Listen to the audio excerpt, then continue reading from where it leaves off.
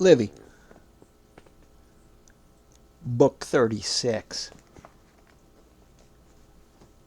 1.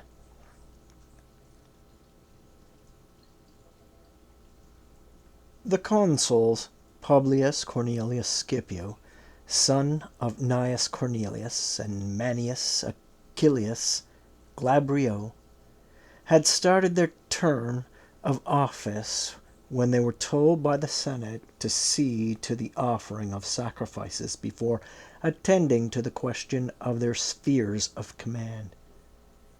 They were to use full-grown victims in sacrifice at all the shrines in which the lectis ternium, spelled Lectisternium, was normally practiced for most of the year, and they were also to offer prayers asking that the Senate's plan with regard to the new war have a prosperous and successful outcome for the Senate and the people of Rome. All the sacrifices proved auspicious, and a favorable omen was obtained with the first victims. The opinion of the interpreters was that the bounds of the Roman people would be extended by the war, and that victory and triumph were presaged. This report freed the senators' minds from religious obligations, and they accordingly issued orders for the question to be formally put to the commons, whether it was their wish and command that war be initiated with Antiochus and those who had followed his lead. Should the proposal be passed, the consuls, if they agreed, were to refer the entire matter back to the Senate. Publius Cornelius saw the proposal through the commons, and then the Senate decreed that the consuls should proceed with the sortition of the areas of responsibility of Italy and Greece. The consul, drawing Greece, was to command those troops which Lucius Quinctius had as consul levied or conscripted for the province on senatorial authority. He was also to be given the army which the praetor Marcus Baebius had taken across to Macedonia the previous year in accordance with the senatorial decree. He was, in addition, permitted to take auxiliary forces from the allies outside Italy if the situation warranted, but no more than 5,000 men. It was further decided that the previous year's consul, Lucius Quinctius, should be sent to the war as a legate. The other consul, to whom Italy fell as his province, was to conduct the war against the Boii, with whichever army he preferred of the two that had been commanded by the previous consuls. The other army he was to send to Rome to form the city legions, and these should be ready to move to wherever the Senate decided. 2. These decisions were taken in the Senate, while it was still undecided which consul would have which sphere of command. But eventually it was determined that the consular sortition should be held. At this, Greece fell to Achillius, and Italy to Cornelius. Then the sortition decided, there was a senatorial decree to the effect that, inasmuch as the Roman people had ordered that the state of war exist with King Antiochus and those under his command, the consuls should enjoin public prayers for success therein, and the consul Manius Achillius should promise great games to Jupiter in a vow, and gifts at all the couches of the gods.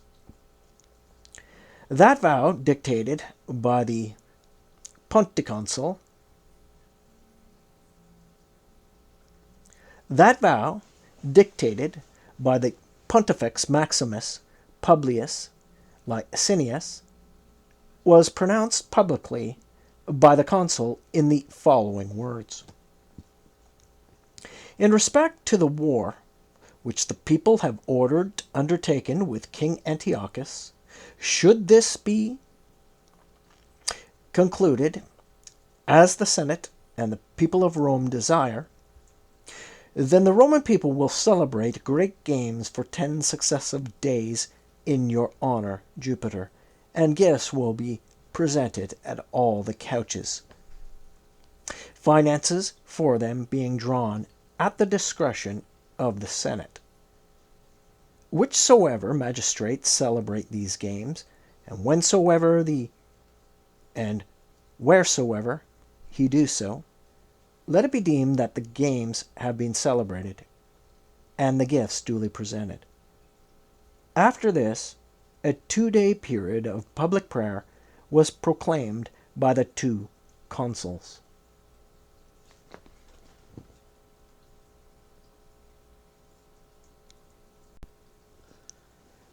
The sortition of the consular provinces completed, the praetors immediately drew lots for theirs.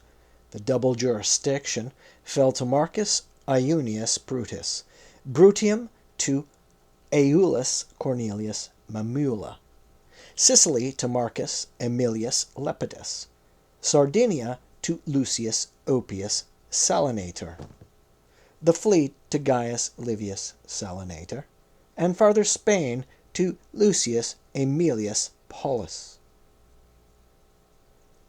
To these men the armies were officially distributed as follows.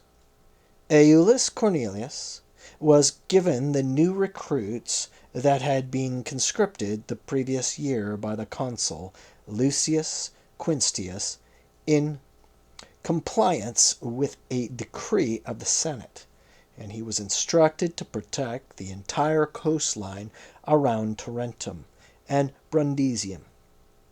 For farther Spain, Lucius Aemilius Paulus was not only to assume command of the army of the proconsul Marcus Fulvius, but was farther authorized by decree to take there 3,000 new infantry and 300 cavalry, 2/3 of whom were to be allies and members of the Latin League, and 1/3 Roman citizens. Gaius Flaminius, whose imperium was extended, was sent the same supplementary force for service in hither Spain. Marcus Aemilius Lepidus was instructed to take over both the province and its army from Lucius Valerius, whom he was to succeed. If Lepidus agreed, he was to retain Lucius Valerius as proprietor in the province, which he should divide in 2, one section running from Agrigentum to Pacinus, and the other from Pacinus to Tyndarus, and Valerius should protect the coastline of the latter section with 20 warships. The same praetor, who also ordered to commander 2 tithes of grain, and see to its transported, and see to its being transported to the sea, and then ferried to Greece. Lucius Oppius was given the same order in respect of the second set of 2 tithes in Sardinia, only in this case it was decided that the grain should be taken to Rome, not Greece. The praetor Gaius Livius, to whom the fleet had been allotted, was instructed to prepare 30 ships and cross to Greece at the earliest possible moment. There he was to assume command of the ships that had been under Itilius. The praetor Marcus Iunius was assigned the task of repairing and equipping the old vessels in the dockyards, and he was to enlist freedmen as sailors to man that fleet.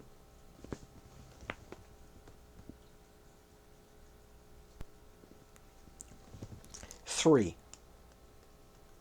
Envoys were sent to Africa to ask for grain which was to be transported to Greece, and for which the Roman people would pay, 3 to the Carthaginians, and 3 also to Numidia. So absorbed was the whole community in arrangements and careful preparation for the war that the consul Publius Cornelius issued a proclamation to all the senators, to all with the right to vote in the Senate, and to all minor magistrates.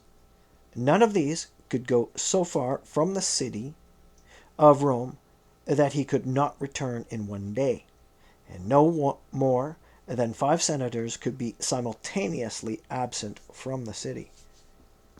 The praetor, Gaius Livius, was now busily engaged in getting the fleet together, but an argument arose with members of the maritime colonies, which distracted him for a short while.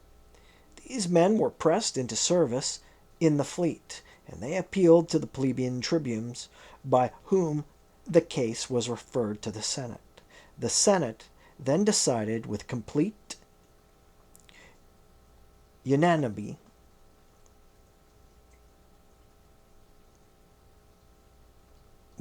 pardon me. The Senate then decided with complete unanimity that the colonists should have no exemption from naval duty. The colonies in dispute with the praetor over the exemptions were Ostia,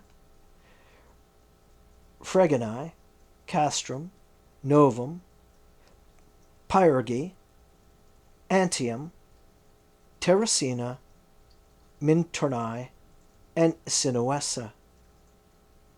The consul, Manius Acilius, or Achillius, following a decree of the Senate, then consulted the College of Fetial Priests, asking whether the declaration of war should be delivered to Antiochus in person, or whether it sufficed for an announcement to be made at one of his military outposts.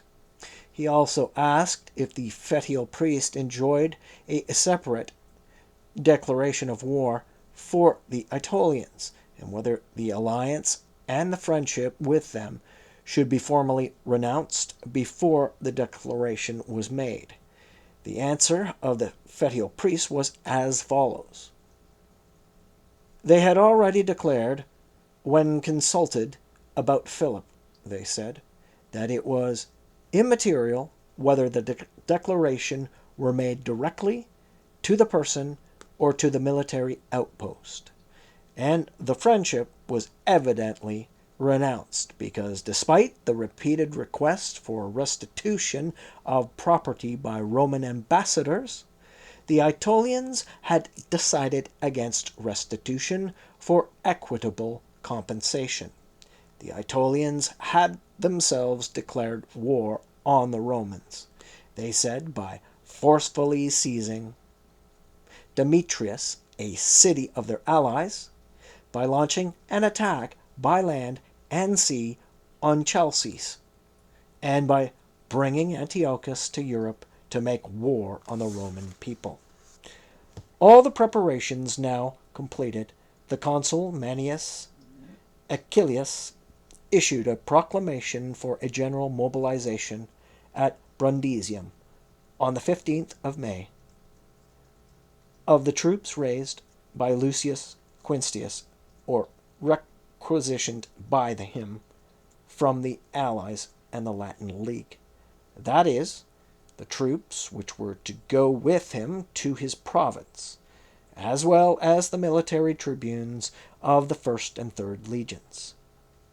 Achillius himself set out from the city wearing his cloak of command on the 3rd of May, and the praetors also left for their provinces at about the same time.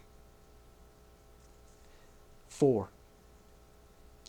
It was around this time that embassies came to Rome from the two kings, Philip and Ptolemy of Egypt. Philip promised to supply reinforcements, money, and grain for the war effort, and from Ptolemy there actually arrived 1,000 pounds of gold and 20,000 pounds of silver. None of this money was accepted, and the kings were both thanked for their offers.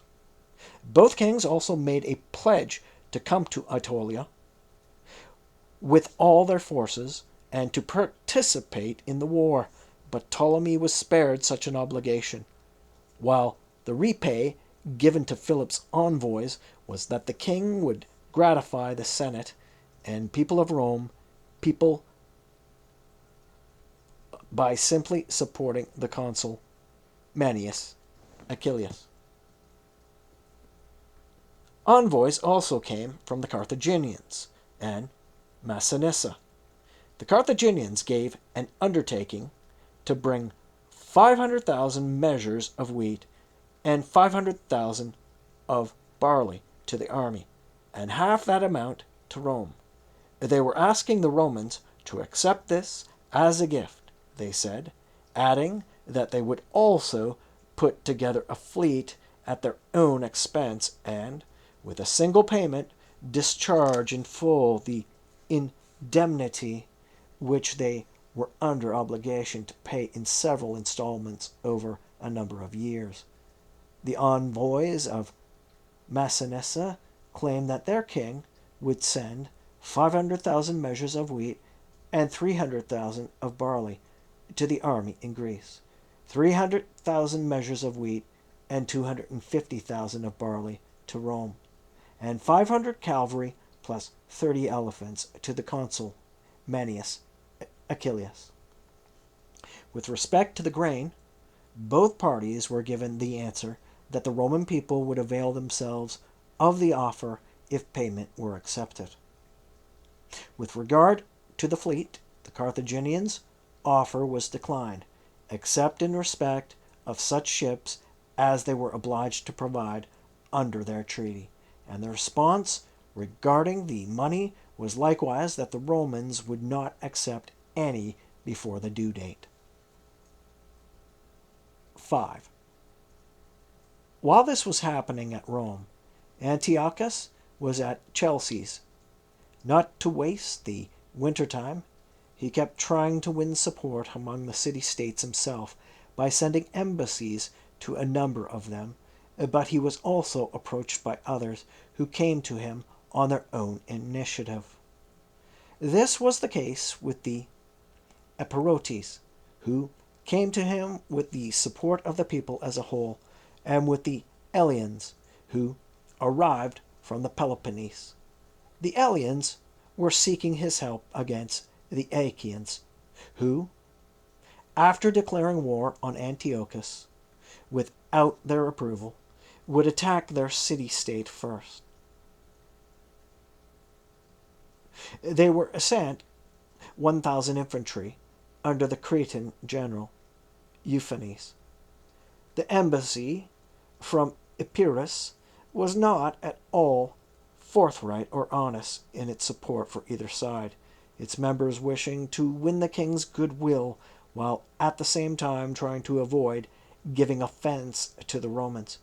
They asked Antiochus not to drag them heedlessly into the dispute, since their position, opposite Italy and at the forefront of Greece, meant that they would face the first onset of the Romans. If the king would himself protect Epirus with his land and sea forces, they said, all the Epirotes would give him an enthusiastic welcome in their cities and ports. If he could not do that, then they entreated him not to expose them, unprotected and vulnerable as they were, to a war with Rome. The rationale for the Epirote embassy was evident. If, as they were inclined to believe, Antiochus avoided Epirus altogether, their situation with regard to the Roman armies would be unchanged, while they would have won the king's goodwill because they had shown themselves ready to receive him had he come. On the other hand, should he actually come, they could, in that case, too, hope for indulgence on the part of the Romans, because not anticipating help to come from them at such a great distance, they would simply have buckled before the might of an enemy on the spot. Unable to come with an immediate response to an embassy with such a complex agenda, Antiochus stated that he would send a delegation to the Epirotes to discuss the matters of common concern to them and himself. 6. Antiochus himself left for Boeotia. The Boeotians had the pretext which I gave above for resentment towards the Romans, namely the assassination of Brachelles and the attack made by Quinctius on Coronea in retaliation for the massacre of Roman soldiers. In fact, over a period of generations, the discipline for which this people was once noted had already been in decline in both public and private life, and many were in circumstances that they could not long maintain without political upheaval. Leading citizens streamed out to meet Antiochus from all over Boeotia when he came to Thebes. He had already taken significant initiatives that established clearly that he was at war, both by his attack on the Roman garrison at Delium and by his offensive at Chalcis. But in the council of the Boeotian people at Thebes, he still opened with the same remarks that he had used in his first address to Chalcis, and which he had made through his representatives in the council of the Achaeans. He was asked that a treaty of friendship be established with himself, and not that war be declared on the Romans. No one was under any delusion as to what was really at issue, but a decree was passed, couched in offensive language, which supported the king and was unfavorable to the Romans.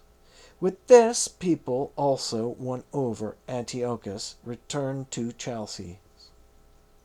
From there, he sent ahead letters instructing the Aetolian leaders to assemble at Demetrius so that he could discuss with them the general strategy for the war, and he arrived by ship on the day fixed for the meeting. Amenandar also attended this conference, having been sent for from Athymania to take part in the deliberations, as did Hannibal the Carthaginian, who had long been excluded from discussions of policy.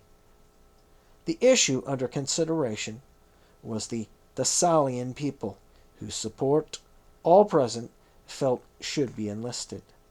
Opinions diverged only over modalities. Some urged immediate action, and others that they postpone matters for the winter, which was then about halfway through, and wait for the start of spring.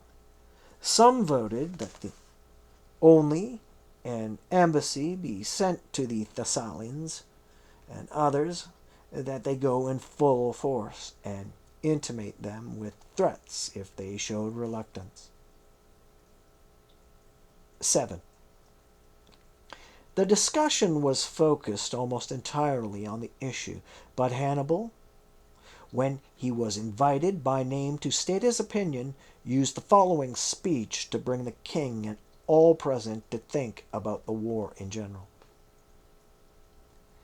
Had I been invited to take part in your deliberations from the point when we first crossed to Greece and when discussions centered on Euboea, the Achaeans, and Boeotia, I would have presented you the very same opinion that I shall present today, when the subject is the Thessalians. Above all, in my view, we must use any means available to us to bring Philip and the Macedonians into a military alliance. For there can be no doubts as far as Euboea and the Boeotians and the Thessalians are concerned.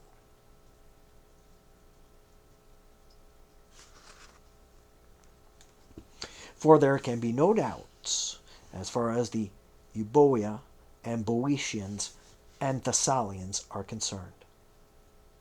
They have no strength of their own and are always ingratiating themselves with powers close at hand, and they will use that same faint-heartedness that they demonstrate in their present policy decisions as an argument for gaining pardon for their actions. So, as soon as they see a Roman army in Greece, they will revert to support of the imperial power to which they have become habituated. Nor will it harm them at all that, when the Romans were far off, they were unwilling to tackle your power and that of your army, which were on the spot. So how much more desirable and advisable is it to have Philip rather than these people join us?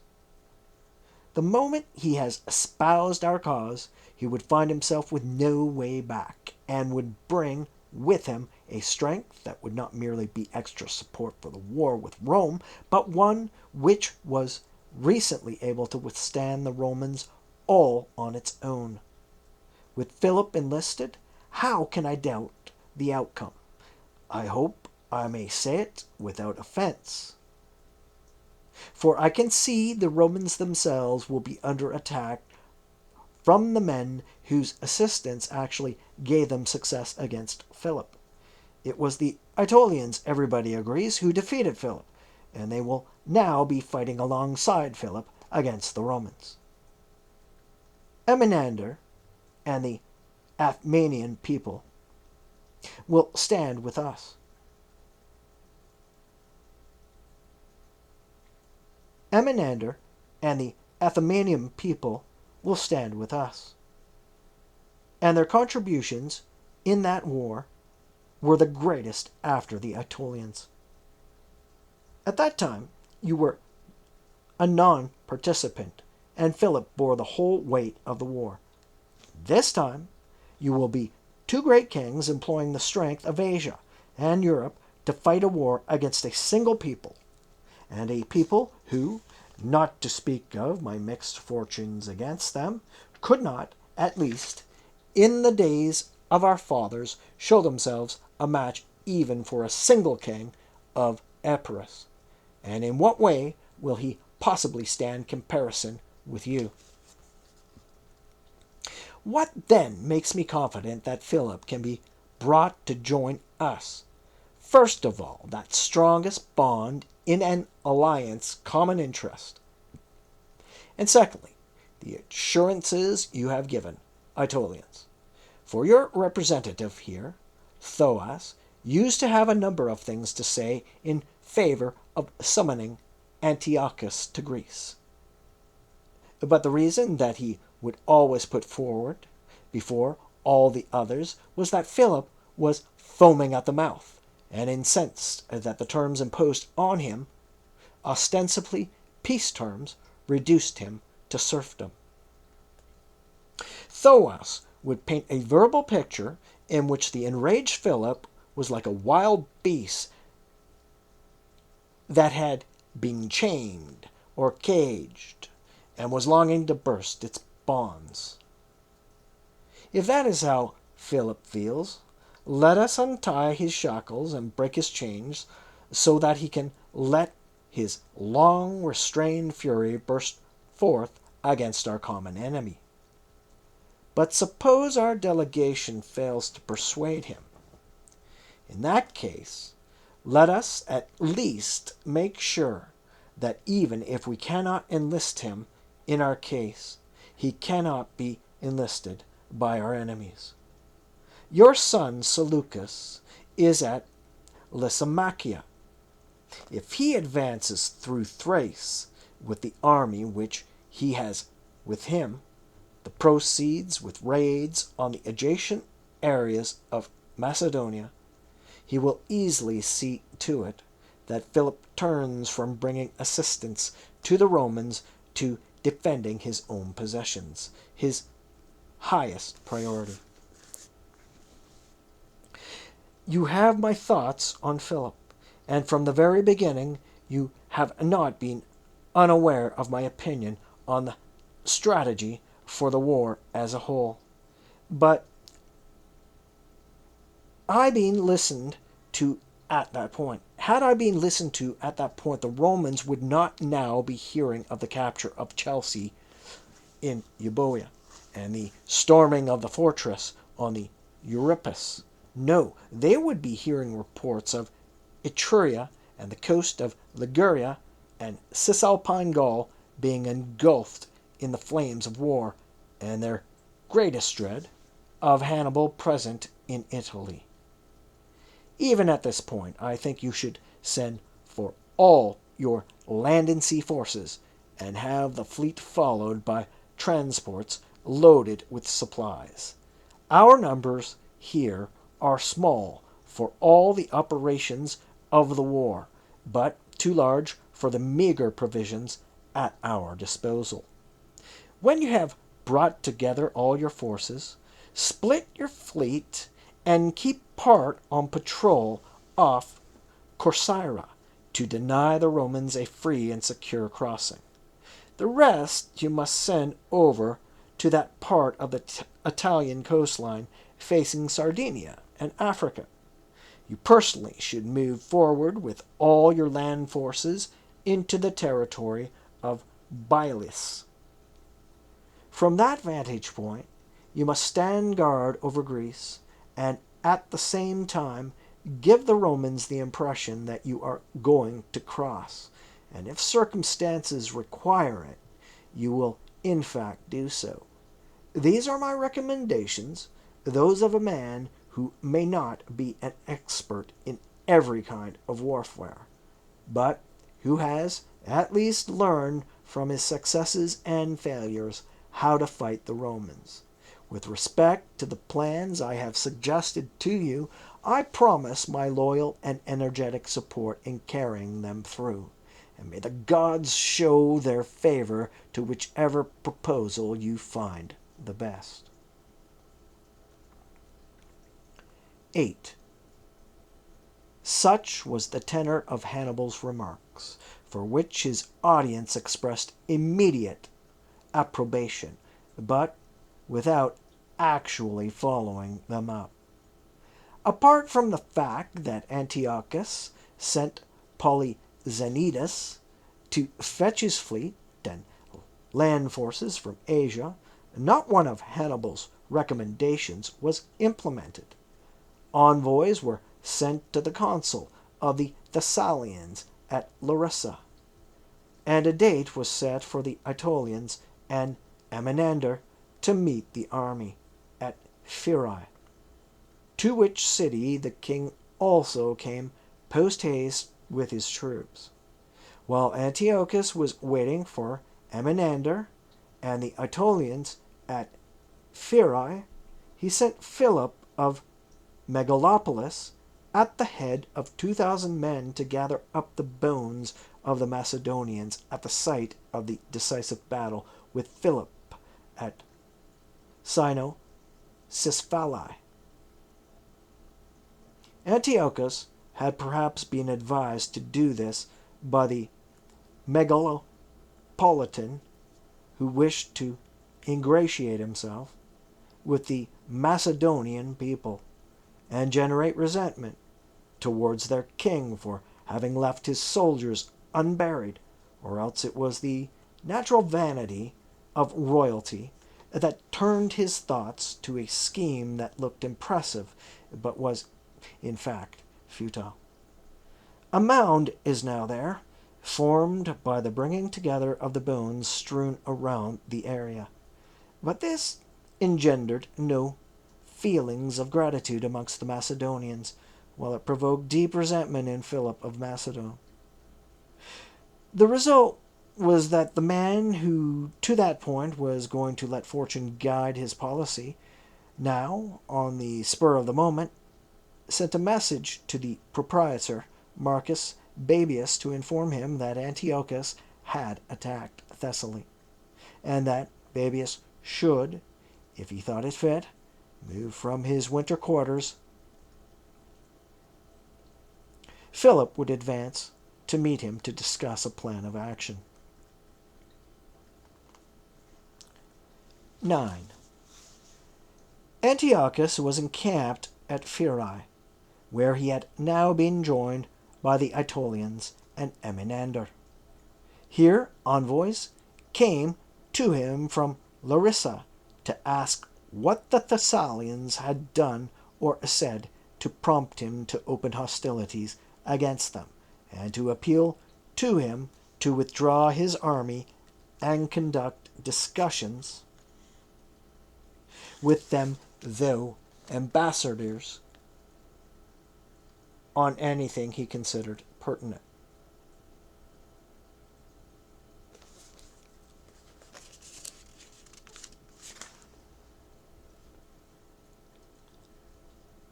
Here envoys came to him from Larissa to ask what the Thessalians had done or said to prompt him to open hostilities against them, and to appeal to him to withdraw his army and conduct discussions with them through ambassadors on anything he considered pertinent. At the same time, the people of Larissa sent 500 soldiers under Hippopolocus to protect Pherae, but they were denied access since the king's troops now blocked all the roads, and they fell back to Scotusa. The king gave the envoys of the people of Larissa a mild response. He had entered Thessaly, he said, not to make war, but to protect and consolidate the liberty of the Thessalians. A messenger was also sent by Antiochus to make a similar declaration to the people of Pherae, but the latter gave him no reply and sent to the king their chief magistrate, Pausanias, as their spokesman. Pausanias presented much the same arguments as had been made in the conference at the Strait of Euripus on behalf of the people of Chalcis, who were in similar circumstances, and some he made even more emphatically. The king let the Larissans go only after bidding them to consider the matter very, very carefully, so they would not adopt a policy which, though devised with extreme caution and foresight for the long term, might cause them immediate regret. When the results of this embassy were reported to Pherae, the people had not the slightest doubt but that they should, from loyalty to the Romans, face whatever the fortunes of war might bring. They therefore proceeded to devote all their energy to defending their city, and the king mounted an attack on their walls from every direction at once. He also realized, what was unquestionably true, that, this being the first city he had attacked, what happened here would determine whether he would be met with derision or fear by the entire Thessalian people. He therefore used every possible means to intimidate the beleaguered inhabitants. The initial thrust of the attack the Pheraeans withstood with a firm resolve, but then, as the defenders were killed or wounded in large numbers, their spirit began to weaken. Inspired once more to stick to their resolve by the rebukes of their officers, they abandoned the outer encircling wall of the city, which their forces were now too thin to hold, and withdrew to the inner part of the town, which had a defense work of shorter circumference. Eventually crushed by their adversaries,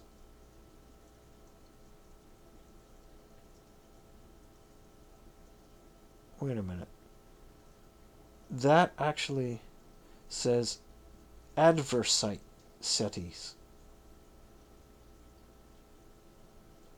Is that a... It says Adversities.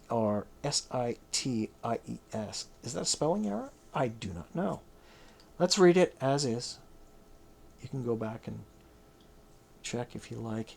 Eventually crushed by their adversities and frightened that they would lose all chance of the victor's mercy if they were taken by force, they capitulated.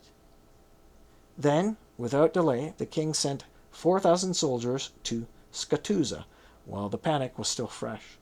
Surrender there was immediate, for the Scatuzians looked at the recent example of the people of Pherae, ultimately forced by adversity.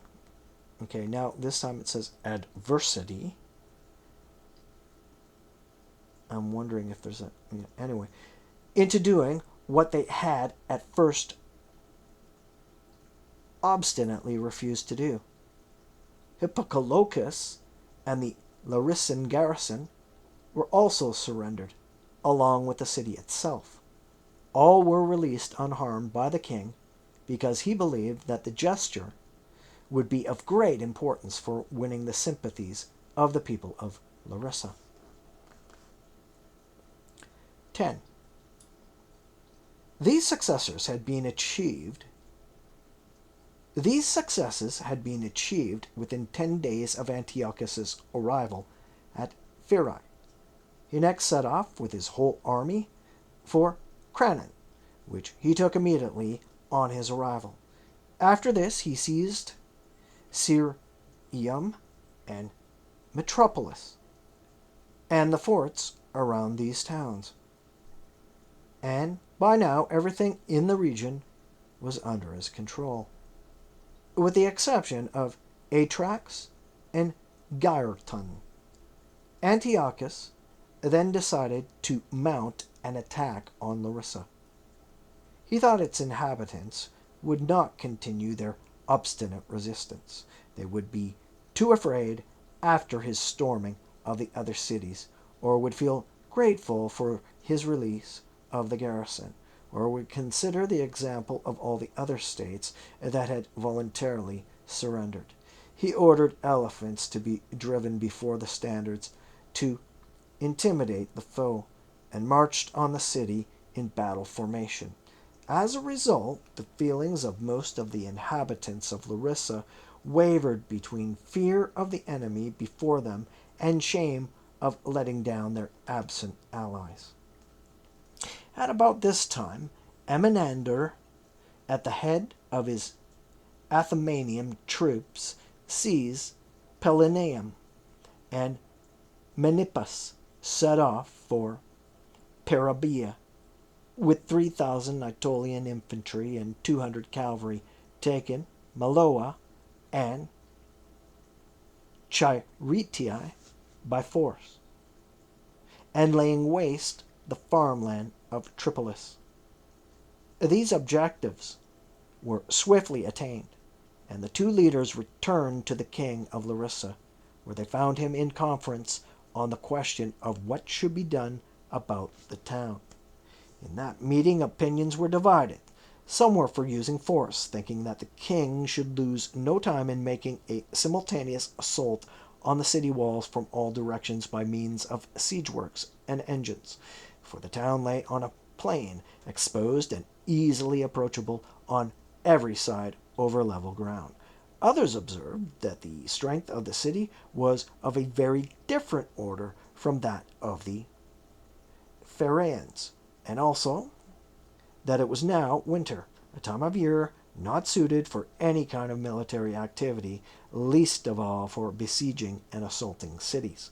The king was wavering between hope and fear when delegates changed to arrive from Pharsalus to surrender their city, and this raised his spirits. Meanwhile, Marcus Babius met Philip in the land of the Dacereti, and following a plan drafted with him, sent Appius Claudius to defend Larissa. Claudius traversed Macedonia with forced marches, and arrived on the crest of the mountains overlooking Gani, a town 20 miles from Larissa, and right at the entrance of the pass called Tempe. There he laid out a camp of proportions greater than his forces warranted, and lit more fires than he really needed, giving the enemy the impression he had actually sought to give, namely that the entire Roman army was there, and Philip too. As a result, the king made the excuse of the onset of winter to his men, and waited only a single day before leaving Larissa and returning to Demetrius, while the Aetolians and Athamenes withdrew to their respective territories. Appius could see that the siege had been raised, the purpose of his mission, but Appius could see that the siege had been raised, the purpose of his mission, but he nevertheless went down to Larissa to give the allies reassurance for the future. These had two reasons to feel overjoyed. Their enemy had left their lands, and they could also see a Roman garrison within their walls.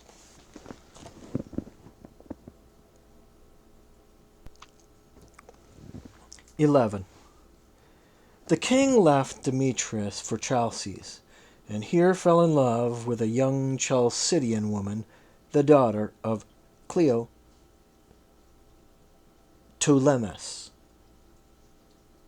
He kept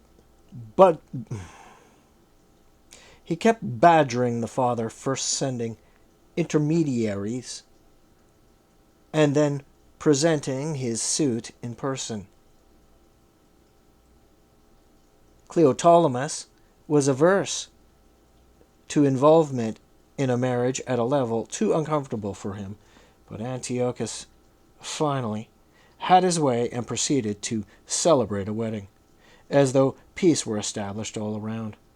Forgetting the importance of the two causes which he had taken up together, the war with Rome and the liberation of Greece, the king abandoned responsibility for everything and spent the rest of the winter in dinner parties and the pleasures that go along with drinking, and then in sleeping, exhausted by these activities rather than sated with them.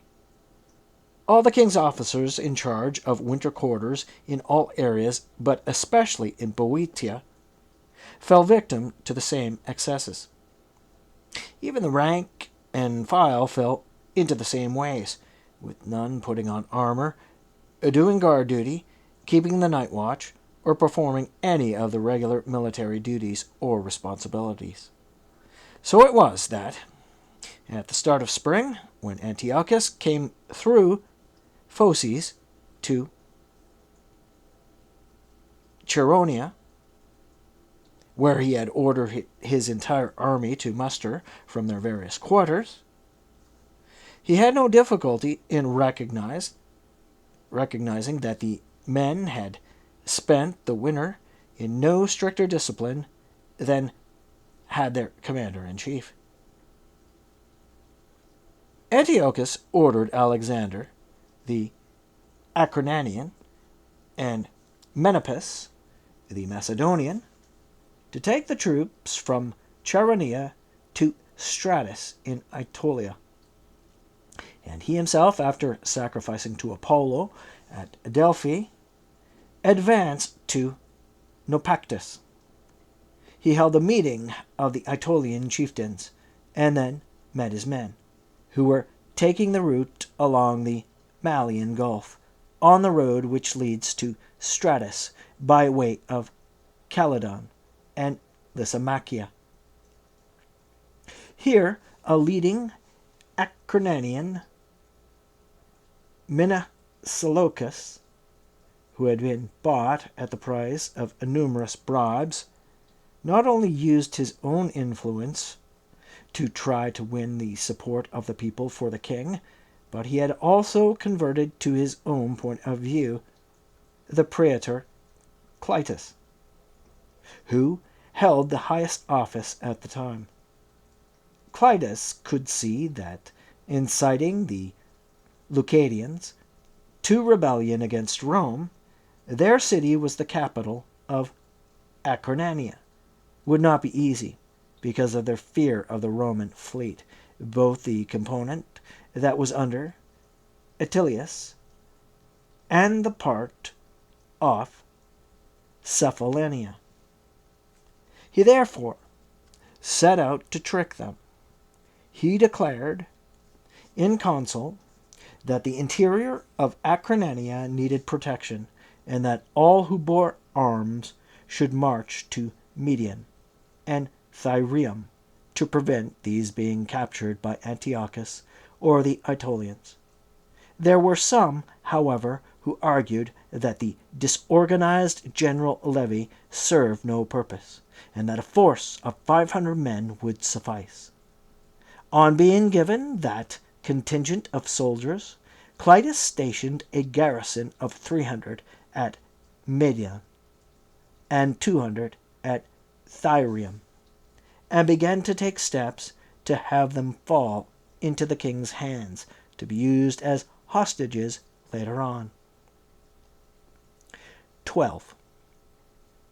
In this same period, envoys of the king came to Median, and after they were granted an audience, the question of the reply to be given to Antiochus was discussed in council. Some were of the opinion that they should remain faithful to the alliance with Rome, others that they should not reject the king's overtures of friendship. Clitus was apparently advocating an intermediate position, which was therefore adopted, and they sent an embassy to the king asking him to allow the people of Median to discuss such an important matter in the council of the Acarnanians. Mnasilochus and some of his adherents were deliberately included in this embassy. These sent secret messages to the king to tell him to bring up his forces, and then simply played for time. And so, no sooner had the delegation left than Antiochus was in their country, and shortly afterwards at their gates. Those having no part in the duplicity panicked, and in consternation called the men to arms. Meanwhile, Antiochus was let into the city by Clitus and Mnasilochus. Some flocked to join the king of their own volition, and even those unsympathetic to him were driven by fear to throw in their support. Antiochus allayed their fears and conciliatory words, and a number of the peoples of Acarnania went over to him, their hopes aroused by his widely publicized clemency. Antiochus set off towards Thryum from Median, sending Mnasilochus and some envoys ahead to the town. However, the treachery that had been brought to light at Median instilled more caution than fear in the people of Thryum.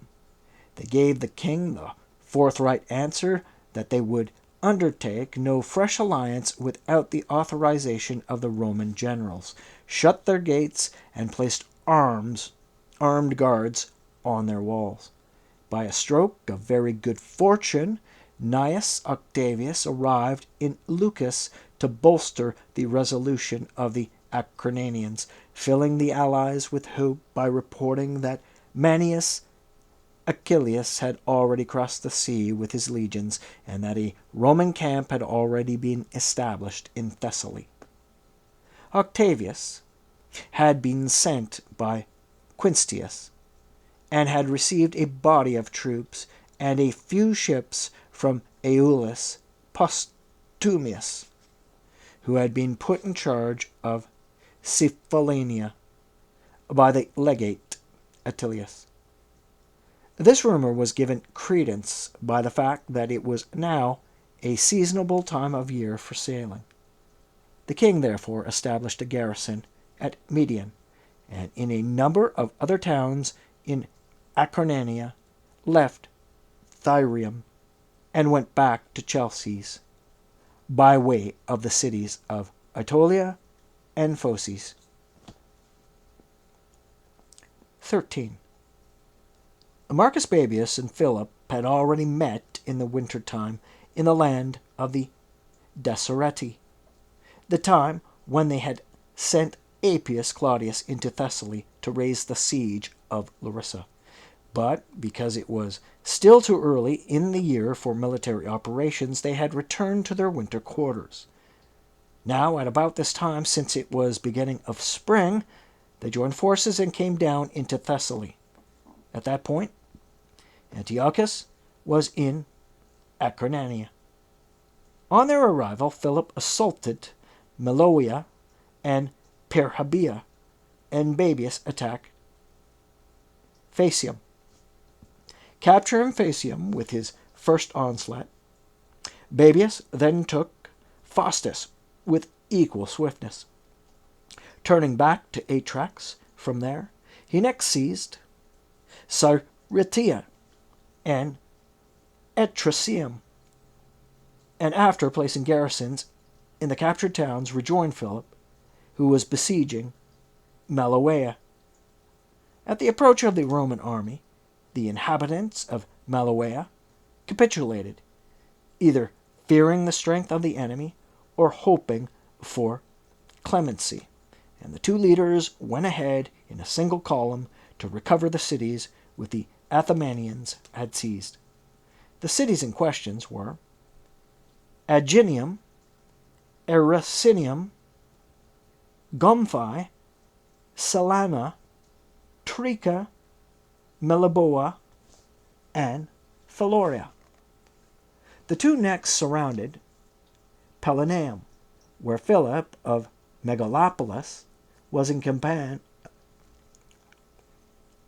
The two next surrounded Pellinaeum, where Philip of Megalopolis was in command of a garrison of 500 infantry and 40 cavalry, and before making their assault, they sent a delegation to Philip to caution him against resisting to the last. He made the truculent reply that he would have entrusted himself to either the Romans or the Thessalonians, but he would not put himself in Philip's hands. It was clear that forceful action had to be taken, and because a simultaneous attack on Limnaeum seemed a possibility, it was decided that the king should proceed to Limnaeum, while Babius stayed behind for the assault on Pellinaeum. 14. The consul, Manius Acilius, or Manius Achilles, had now completed his sea crossing with 10,000 infantry, 2,000 cavalry, and 15 elephants. And it so happened that at about this time he ordered the military tribunes to lead his infantry to Larissa, while he himself came with the cavalry to Philip at Limnaeum. At the consul's approach, the town capitulated without hesitation, and the king's garrison, along with the Athamanians, surrendered to him. From Limnaeum, the consul advanced to Pellinaeum. There, the Athamanians were the first to surrender, followed by Philip of Megalopolis. As the latter was leaving the garrison, King Philip happened to meet him.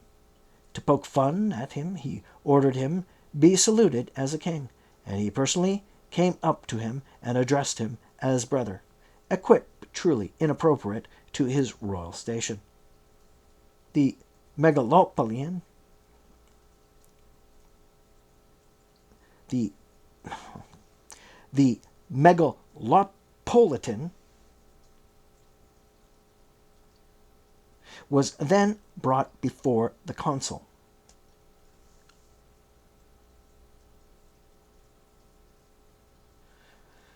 Who issued orders for him to be kept under guard, and shortly afterwards he was sent to Rome in irons. By the way, that's spelled Megalopolitan.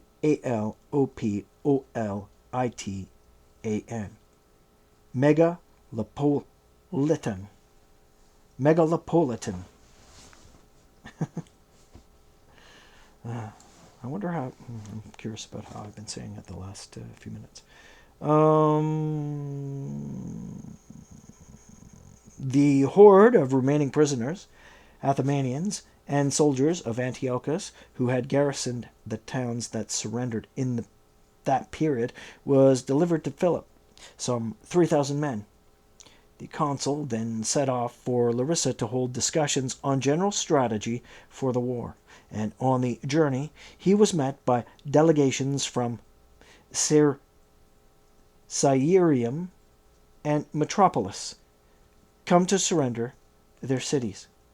Philip was especially indulgent with the Athamanian prisoners of war, in order to win the support of their people through them, and having conceived the hope of gaining control of Athamania, he now led his army there, after first sending ahead the prisoners to their various city-states. The prisoners did have a profound influence on their compatriots with their talk of the king's clemency toward themselves and his open-handedness. Amenander might perhaps have kept some of them loyal by his authoritative presence, had he remained but frightened that he would be delivered to Philip, an enemy of long standing, or to the Romans, justly angry with him because of his desertion. He left the kingdom with his wife and children and went to Ambracia. Thus all Athamania fell under Philip's authority and control. The consul waited a few days at Larissa, mainly for the purpose of resting the pack animals, exhausted from the sea voyage and the land journeys that followed.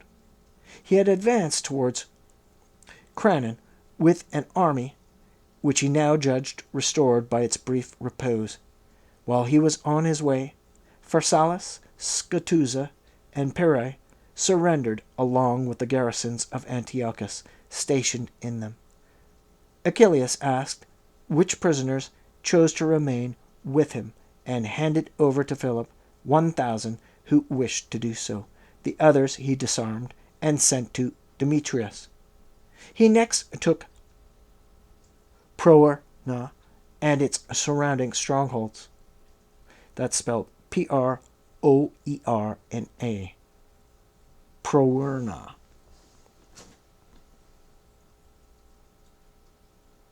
He next took Proerna and its surrounding strongholds, and then began to march towards the Malian Gulf.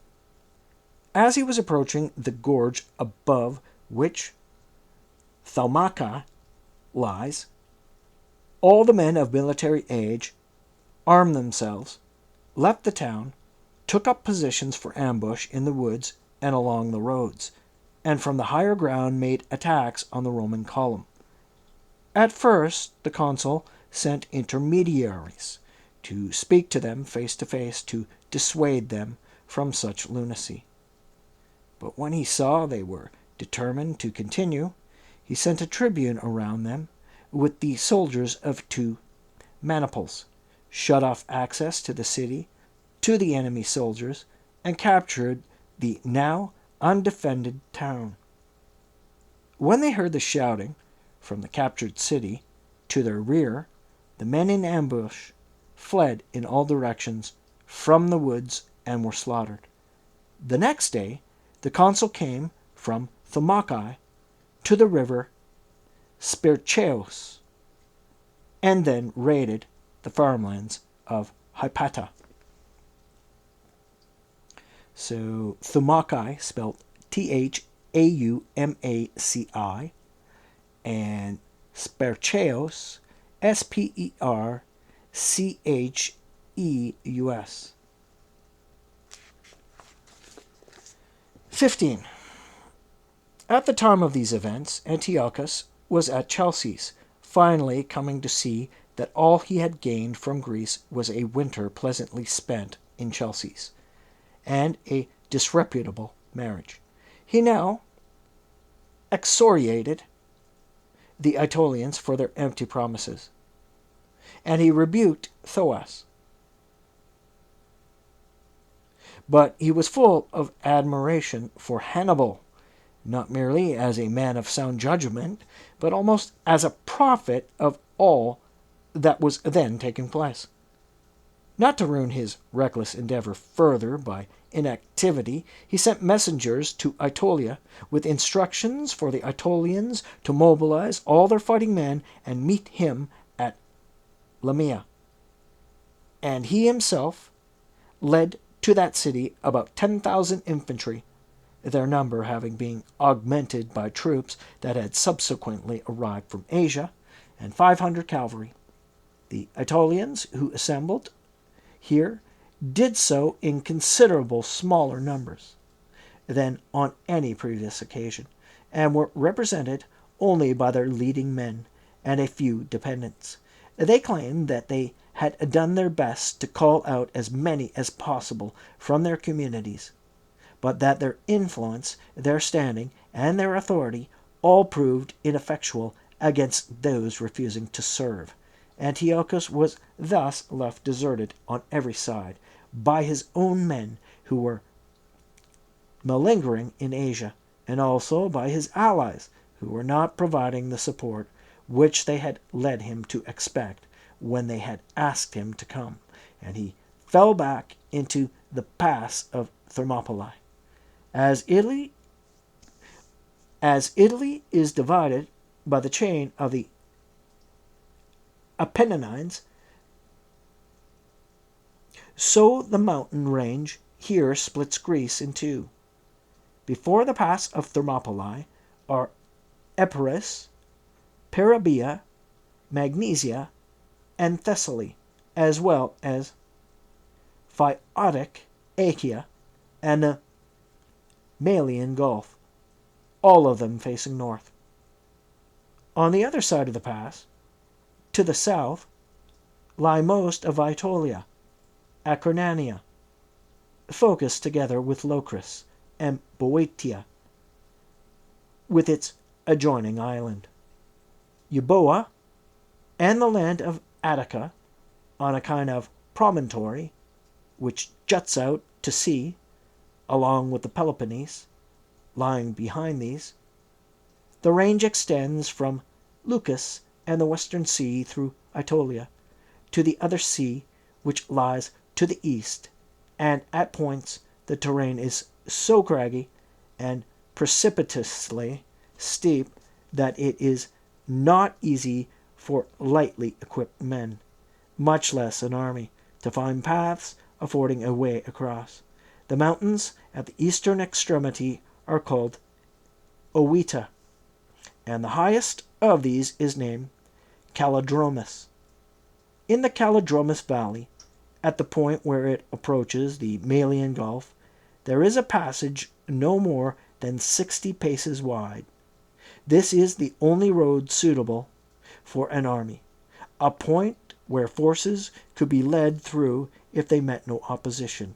For that reason, the place is called Pyle, Thermopylae by others, because there are hot springs right within the pass, and it is renowned for the deaths of the Spartans in the struggle against Persia, deaths more famous than the engagement which was fought there. 16. It was with feelings very different from those of the Spartans that Antiochus now pitched his camp within the gates of the palace. It was with feelings very different from those of the Spartans that Antiochus now pitched his camp within the gates of the place and used defense works to make it even more impenetrable. He threw up a barricade to protect the entire position, a double rampart, a ditch, and, where required, even a wall made of the numerous stones lying around the area. Confident that the Roman army would never force its way through this barrier, he sent some of the 4,000 Aetolians who had congregated there to serve as a garrison to secure Heraclea, which lay right before the pass, and the others he sent to Hypata. He was convinced that the consul would attack Heraclea, and many reports were already coming in of widespread raids being conducted in the area of Hypata. The consul laid waste the fields of Hypata first, then those of Heraclea. The Aetolians provided effective assistance to neither, and then encamped within the pass itself, in a position close to the hot springs and facing the king. The two Aetolian forces barricaded themselves in Heraclea. Before he set eyes on his enemy, Antiochus had thought the entire position was strongly enough fortified and well secured by his guard post. Now, however, he was overtaken by a fear that the Romans might find some paths over the hills dominating the pass that would let them through, for it was said that this was how the Spartans had once been encircled by the Persians, and more recently Philip by these same Romans. He therefore sent a message to the Aetolians at Heraclea, asking them at least to provide this one piece of assistance for him in the war effort, namely to seize and occupy the mountain peaks in the vicinity to prevent the Romans from making their way over them. When the Aetolians received the message, an argument arose amongst them. Some thought they should accede to the king's request and go. Others felt they should remain at Heraclea, ready to respond to their outcome, should the king be defeated by the consul. They would have at their disposal fresh troops to bring assistance to their own cities in the vicinity, and, if he were victorious, they could chase the Romans when they scattered in flight. The two sides not only remained firm in their opinions, but actually acted on their views. 2,000 men stayed on at Heraclea. 2,000 others formed 3 groups and seized Calidromus, Rhodontia, and Tychius, as the peaks were called.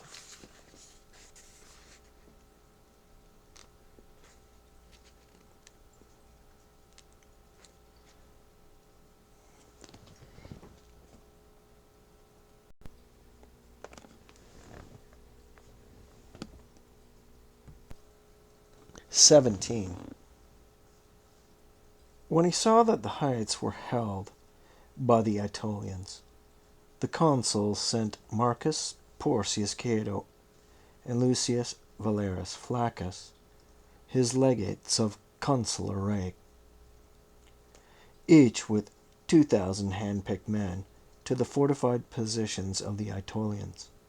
Flaccus to Rhodontia, and Tychius and Cato to Calidromus. Before moving his troops ahead against the enemy, he himself summoned the men to a meeting and briefly addressed them as follows.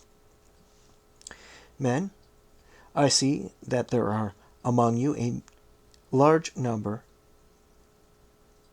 soldiers of all ranks who fought in this province under the leadership and auspices of Titus Quinctius. In the Macedonian War, the pass at River Aeos was more difficult to get through than this one, for here there are gates, and with the whole terrain blocked, only one naturally formed passageway, as it were, between the two seas. On the earlier occasion, the defenses of the enemy were more favorably situated for them and more firmly established. That enemy army was numerically superior and also had a considerably better quality of soldier, for at the Aos there were Macedonians, Thracians, and Illyrians, all highly aggressive peoples. And here there are Syrians and Asiatic Greeks, the dregs of humanity, born to be slaves.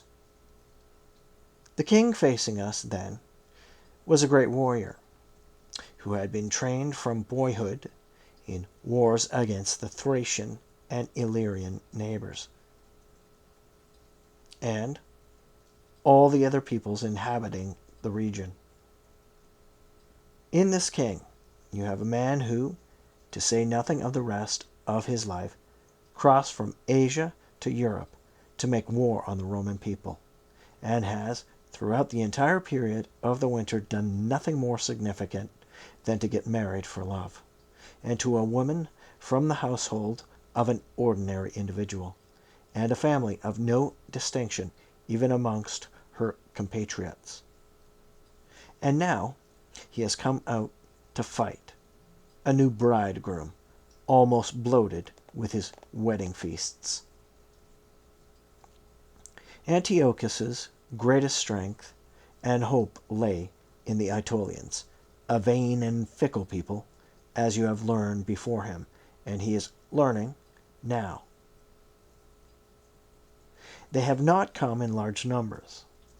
They could not be made to stay in their camp. They are arguing amongst themselves, and after demanding that Hypata and Heraclea be defended, they failed to defend either, and fled to the mountain tops, some of them shutting themselves up in Heraclea. The king himself has clearly acknowledged that he cannot risk even an encampment in the open, let alone a battle on level ground. He has abandoned all that area that lay before him, which he would boast he had taken from us and from Philip, and he has buried himself amongst the rocks. And not even at the opening to the pass, as they say the Spartans once did. No, he has brought his camp back into the depths of it. In terms of showing funk, what is the difference between doing this and shutting oneself up within the walls of a city to face a siege? But Antiochus is not going to be protected by the narrow pass, nor the Aetolians by the hilltops, which they have seized. Enough care and precaution has been taken in every quarter to see that in the battle all that you will have against you is the enemy. This is what you should keep at the front of your minds. You are not simply fighting for the independence of Greece, though that would also be a fine enterprise. To free now from the Aetolians and Antiochus a country which you earlier freed from Philip, and it is not only what can now be found in the king's camp that will fall to you as your prize. You will also have as your booty all the equipment that is expected any day from Ephesus. After that, you will open up to Roman domination Asia, Syria, and all the wealthy kingdoms stretching as far as the rising sun. How far will be then from having our empire from Gades to the Red Sea, limiting only by the ocean that embraces the world. That could also be pronounced Gades, Gades. How far from having the entire human race revere the Roman name only after the gods. Prepare your spirits and make them deserving of such great rewards, so that tomorrow, with the gracious help of the gods, we may decide the issue on the field of battle. 18. Dismissed from the assembly, and before taking food and rest, the men made ready their armor and weapons.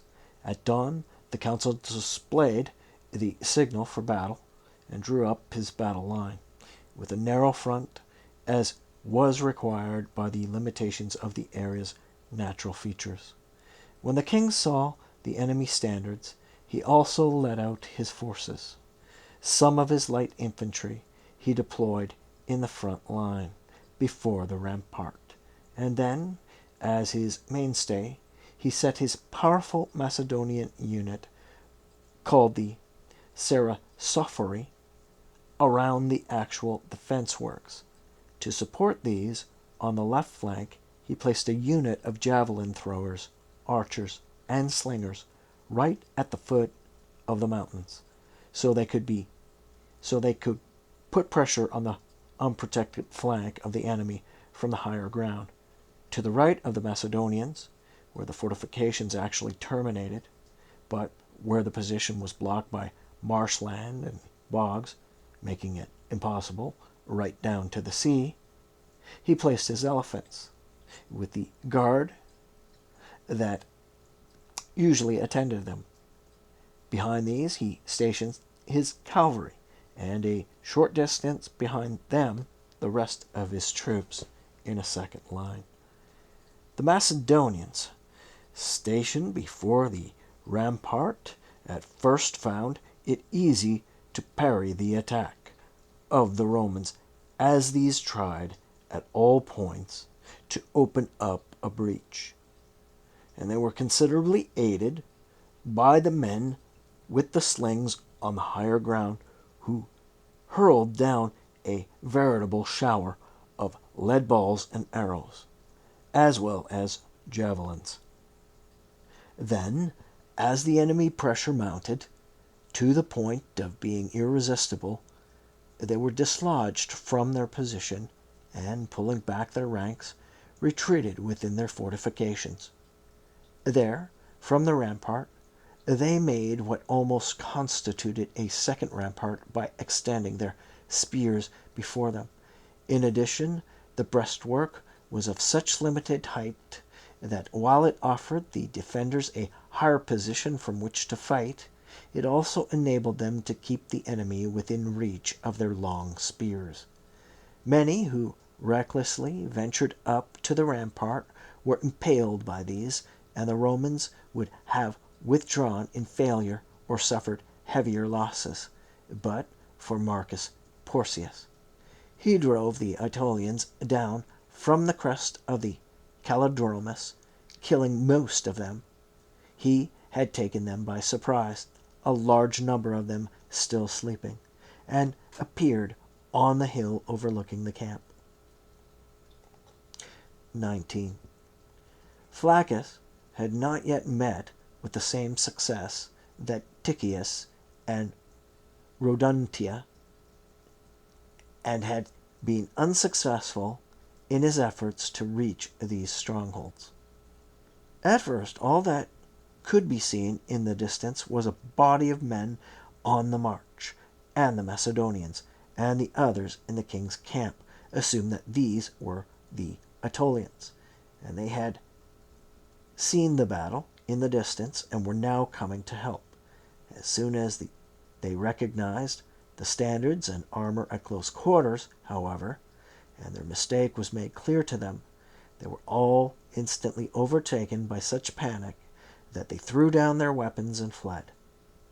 The pursuers were impeded both by the defense works and the narrowness of the valley through which the pursuit had to be conducted, but above all by the presence of the elephants in the enemy rear line. Infantrymen found getting past them difficult, and the cavalrymen found it impossible, because the horses took fright, and created greater turmoil amongst themselves, and they had almost the enemy in the battle. Plundering the camp also took a certain amount of time. Even so, on that day, they chased the enemy as far as Scarphia. On the way, they inflicted heavy casualties, and took many prisoners, killing not just horses and men, but also elephants that they had been unable to capture. They then returned to camp. The camp had been attacked that day, while the battle was actually in progress, by the Aetolians, who formed the garrison occupying Heraclea, but their ambitious enterprise had proved unsuccessful. At the third watch of the following night, the consul set his cavalry ahead to give chase to the enemy, and at dawn moved his legions forward. The king had covered some distance, since he had not halted his headlong flight before reaching Elatea.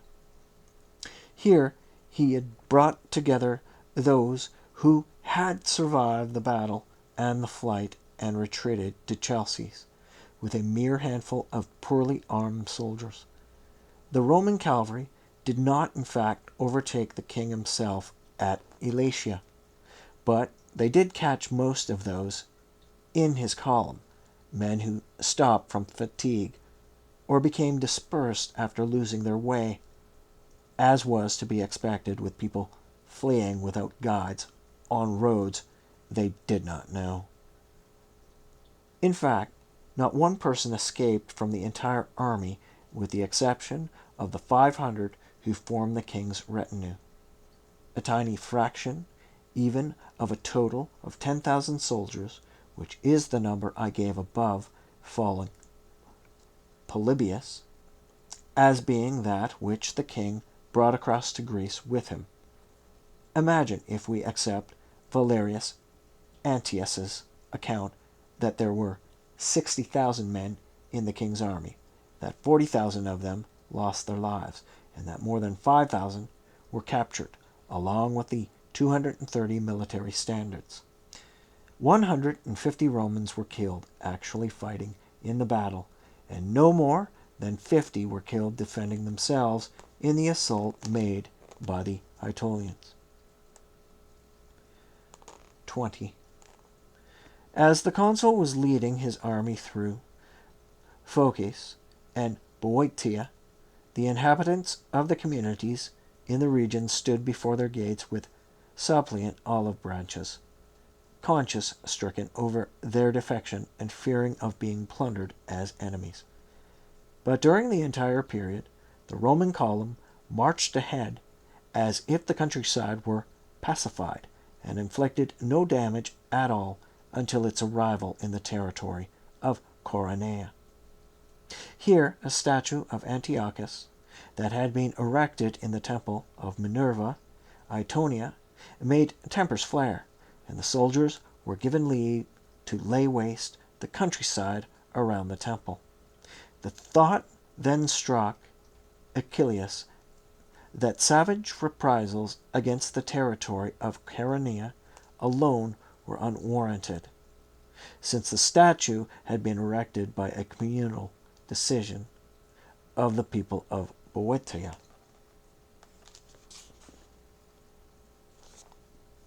The men were immediately called back, and the pillaging was stopped. The Boeotians were merely reprimanded for their ingratitude towards the Romans after all the benefits so recently conferred on them. While the battle was actually in progress, 10 of the king's ships, commanded by Isidorus, lay at anchor off Thronium in the Malian Gulf.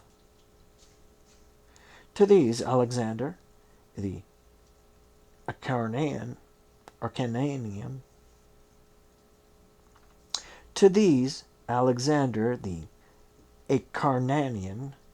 came in his flight. He was severely wounded, and he brought news of the defeat, unnerving the fleet, which, in the initial panic, headed for Cenaeum in Euboea. Here Alexander died and was buried. 3 ships from Asia, which had put in at the same port, returned to Ephesus on hearing of the defeat of the land army, and Isidorus crossed from Cenaeum to Demetrius. on the off chance that the king's flight might take him there.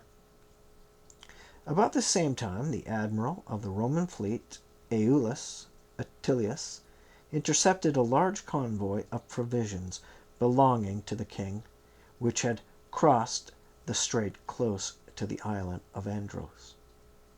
He sank some of the ships and captured others, and those at the rear turned back towards Asia. Atilius returned to Piraeus, the point from which he had set out with his contingent of captured vessels, and distributed large quantities of grain to the Athenians as well as to other allies in the region. 21. As the consul drew near, Antiochus left Chalcis, first steering a course for Tenos, and then crossing to Ephesus. On reaching Chalcis, the consul found the gates open, since the king's prefect, Aristocles, What?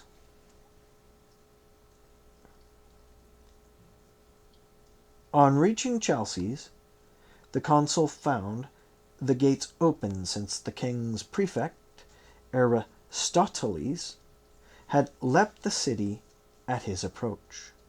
Spelled Aristoteles. The other cities of Euboea also capitulated without a struggle, and a few days later, when a state of peace had been restored everywhere with no damage inflicted on any city, the army was brought back to Thermopylae, more praiseworthy for its moderation after the victory than for the victory itself. From Thermopylae, the consul dispatched Marcus Cato to Rome, so the Senate and people of Rome could be informed of the events from a reliable source. Cato made for Petrae in Achaia, setting out from Creusa, a commercial port of the Thespians that lie in the inner reaches of the Corinthian Gulf. From Praetae, they passed along the coastline of Aetolia and Acarnania as far as Corcyra, and then crossed to Hydrus in Italy. 4 days later, after an overland journey conducted at a flying pace, he reached Rome. He entered the city before dawn and headed from the gate to the praetor Marcus Iunius. Iunius summoned the Senate at break of day. Lucius Cornelius Scipio had been sent to Rome by the consul some days before, but on his arrival he was told that Cato had outpaced him and was now in the Senate. Scipio therefore came there himself, arriving just when Cato was giving an account of the events. The two officers were then brought before the popular assembly by order of the Senate, and here they gave the same report on events in Aetolia as they had given in the Senate. A 3-day period of public prayer was decreed, and the praetor was to sacrifice 40 full-grown victims to gods of his own choosing. It was also at about this time that Marcus Fulvius Nobilior, who had set out for Spain 2 years earlier as praetor, entered the city with an ovation. He had 130,000 coins stamped with the biga carried before him, and, in addition to the cash, 12,000 pounds of silver and 127 pounds of gold. 22. From Thermopylae, the consul Achilles sent a message to the Aetolians in Heraclea. They now had personal experience of the king's ineptitude, he told them, and they should finally come to their senses, deliver Heraclea to him, and consider asking the Senate to pardon what had been an act of folly or an error of judgment on their part. The other states of Greece had, in that war, also broken faith with the Romans, who had deserved well of them, said Achilles. They had reneged on their duty from confidence in the king, but after his flight they had not compounded their blunder by obstinacy, and had therefore been taken back under Roman protection.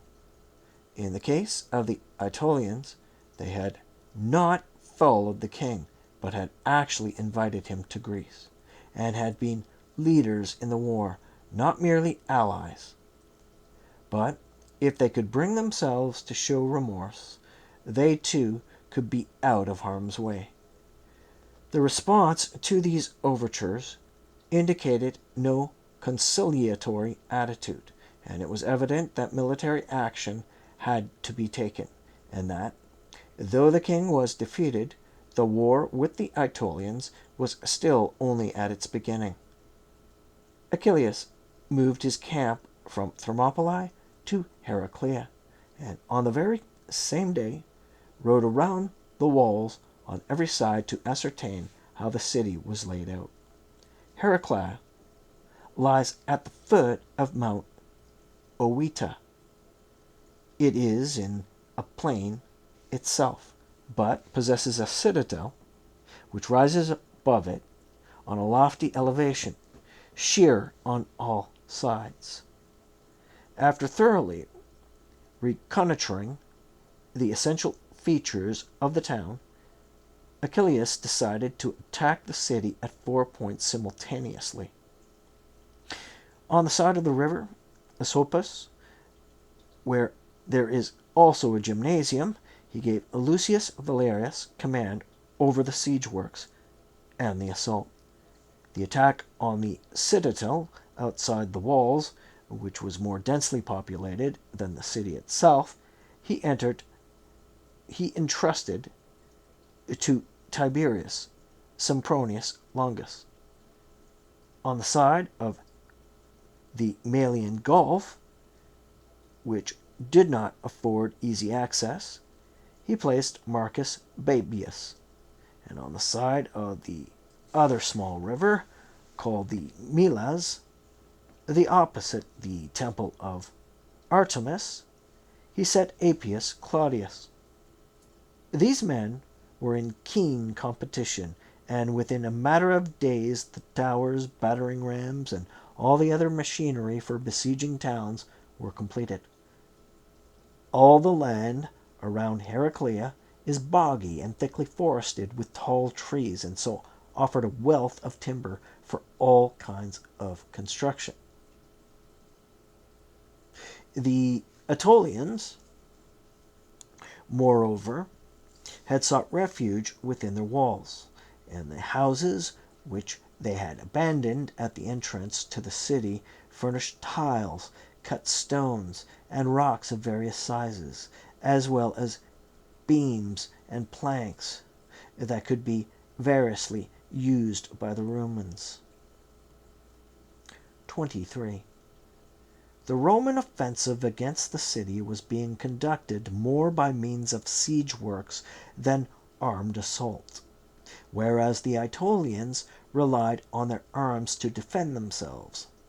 When the walls were being shaken by the battering ram, rather than resorting to the usual tactic of deflecting the blows with the use of lassos, they would make repeated counterattacks in armed groups, some also carrying torches to throw on the siege works.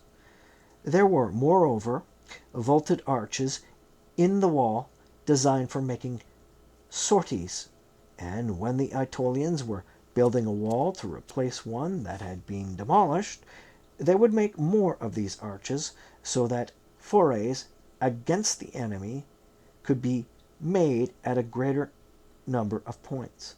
In the early days of the siege, while their strength was intact, they did this often and with vigor, but as the days passed, they did so less often and less energetically.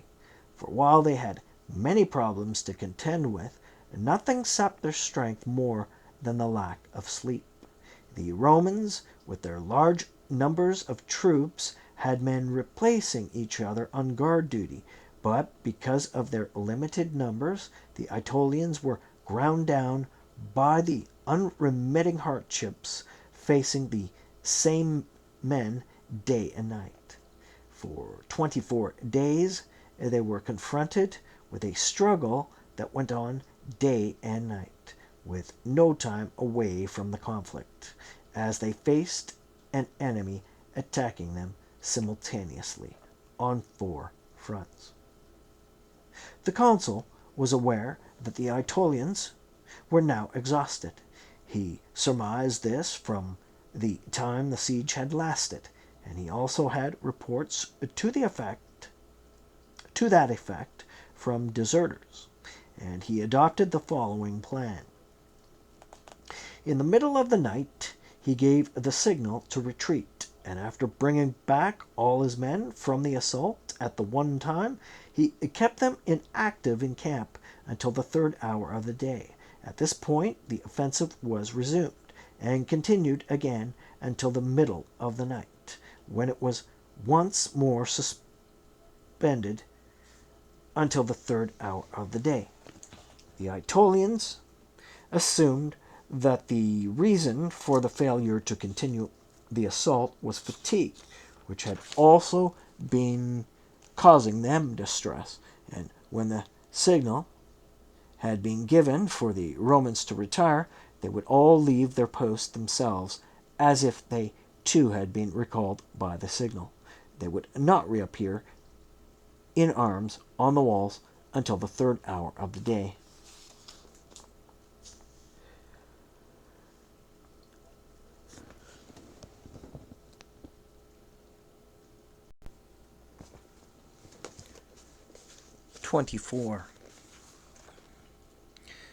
After discontinuing the assault at midnight, the consul once more, at the 4th watch, mounted a fierce attack on 3 of the sides, ordering Tiberius Sempronius to hold his men at the ready on the one remaining side, and to wait his signal. Achillas was sure that, in the confusion of the night, the enemy would converge on the points from which the shouting would be heard. Some of the Aetolians had been asleep and were now trying to rouse themselves from their slumber. Exhausted as they were from their exertions and lack of sleep, the others who had remained awake were running in the darkness towards the noise of the fighting. Some of their enemy were attempting to clamber over the ruins where the wall had collapsed, others trying to scale the wall with ladders. The Aetolians bore down on them from all over the town to help repel the attack. The one side, the area of the buildings outside the city proper, was neither being defended nor attacked, but men, ready to launch the attack, were waiting for the signal, and there was one there to defend it. Dawn was already breaking when the consul gave the signal. Meeting no resistance, some of the men climbed over the half-demolished walls, and others used ladders to scale those that were intact.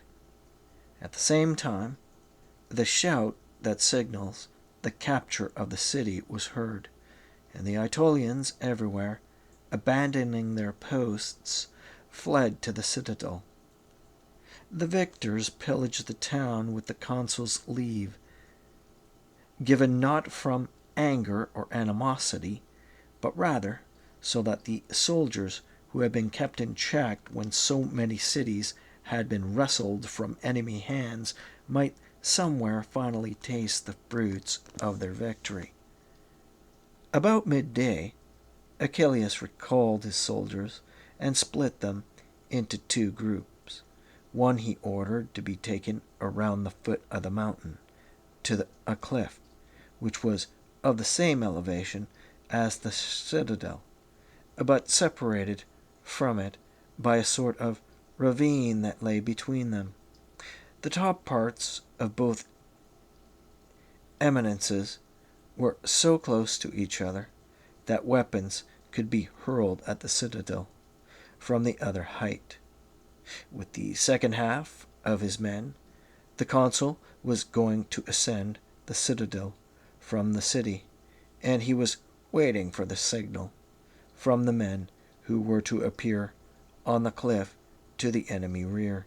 The Aetolians on the citadel buckled before the shouts of the men who had taken the cliff, and then before the assault of the Romans from the city. Their spirit was now broken, and no preparations had been made in the spot for further resistance to the siege.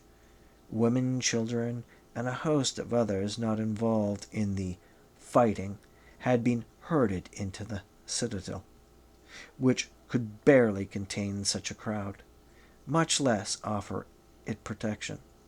So it was that at the first attack the Aetolians threw down their arms and surrendered.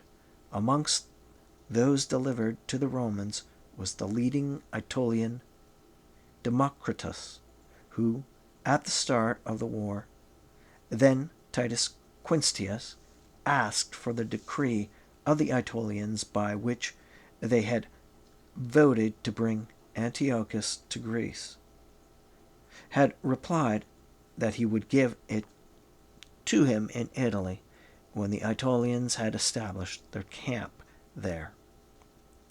This bluster of his made Democritus surrender all the more pleasing to the victors. 25. At the same time as the Romans were assaulting Heraclea, Philip, as had been prearranged, was attacking Lamia. Philip had met the consul near Thermopylae, as Achilles was returning from Boeotia. He wished to congratulate the Roman people and Achilles personally on their victory, and to explain that illness had prevented him from taking part in the war against Antiochus. They had then set off in different directions to make their assaults on the two cities. The cities are about 7 miles apart, and as Lamia is situated on a hill and also has a clear view of the district about Boeotia, the distance between the two seems very short indeed, and both are completely visible to each other. The Romans and Macedonians were exerting themselves day and night on the siege works, or in the fighting, as though competing with each other, but it was the Macedonians who faced the harder task. The Romans were conducting their offensive with a mound, siege shelters, and all manner of work that were above the ground, but the Macedonians were conducting theirs underground, with tunnels, and in the different spots they were confronted with flint that could barely be penetrated by iron, the operation making little headway. The king parleyed with the leading citizens of Lamia, trying to induce them to surrender the city, for he was convinced that if Heraclea were taken first, the Lamians would choose to capitulate to the Romans rather than to him, and the consul would win the credit for raising the siege. And Philip was not mistaken in his thinking. A message telling him to abandon the siege came to him immediately after the capture of Heraclea.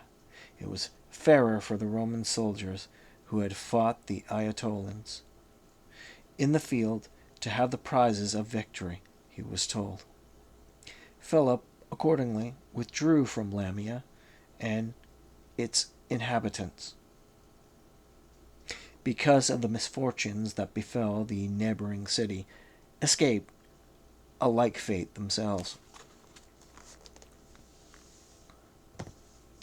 26. A few days before the capture of Heraclea, the Aetolians held a council meeting in Hypata, and then sent an embassy to Antiochus, which included the same Thoas who had gone on the previous embassy. The envoys, instructed, were to ask the king first of all to bring together once more his land and sea forces, and cross to the Greece in person. If anything held him back, they were next to ask him to send money and military assistance. No letting down his allies was a matter affecting his dignity and honor, they said, but making sure that the Romans, relieved of all concerns after they had destroyed the Aetolians, should not cross to Greece with all their forces, also affected the security of his realm. Their observations were correct, and thus impressed the king all the more. As a temporary measure, he gave the ambassadors the moneys required to defray the cost of the war, declaring that he would send them reinforcements of land and naval forces. Of the ambassadors, he detained only Thoas, and Thoas had no objection to staying behind, so that someone should be on the spot to oversee the king's commitments. 27. However, the capture of Heraclea finally broke the Aetolian spirit. A few days after sending the embassy to Asia to recommence hostilities and bring over the king, they abandoned their plans for war and sent spokesmen to the council to ask for peace. The spokesmen had begun their address when the consul interrupted them. He had other things which required his attention first, he told them, and he bade them return to Hypata under a 10-day truce. He sent with them Lucius Valerius Flaccus, and instructed them to lay before Flaccus the matters they were going to discuss with Achilles himself, and any other issues they wished to raise. On reaching Hypata, the leading Aetolians held a meeting with Flaccus on the question of how they should handle matters with the consul. They were preparing to lead off with old treaty obligations and the services they had rendered the Roman people, but Flaccus told them to steer clear of compacts which they themselves had violated and broken. An administration of culpability and an address turning entirely on appeals for mercy would do them more good, he said, for their hopes for safety lay not in the strength of their case, but in the clemency of the Roman people. If they adopted a supplicatory demeanor, he said, he would help them both before the consul and in the Senate at Rome, where they would also have to send a delegation. It seemed to all present that the only road to safety lay in unconditional surrender to the Romans. In this way, the Aetolians would ensure that the Romans would be ashamed to maltreat suppliants, and at the same time they would have no less control over their own fate if fortune offered them something better. 28. When the Aetolians appeared before the consul, the leader of the delegation, Phineas, launched into a long disquisition, composed various turns of speech designed to soothe the victor's anger, and finally ended by saying that the Aetolians surrendered themselves and all their possessions unconditionally to the Roman people. When the consul heard this, he said, "Men of Aetolia, consider very carefully what surrender on such terms means." Phineas thereupon showed him the decree in which the Aetolian decision was clearly worded. "Since you surrender on these terms, then," said the consul, "I demand that you immediately hand over to me your fellow citizen, Caercus and Eperote Menestus." Menestus had gone into Naupactus with a garrison and forced the town to rebel, and Amiander, along with the leading Athemanians, on whose advice you defected from us,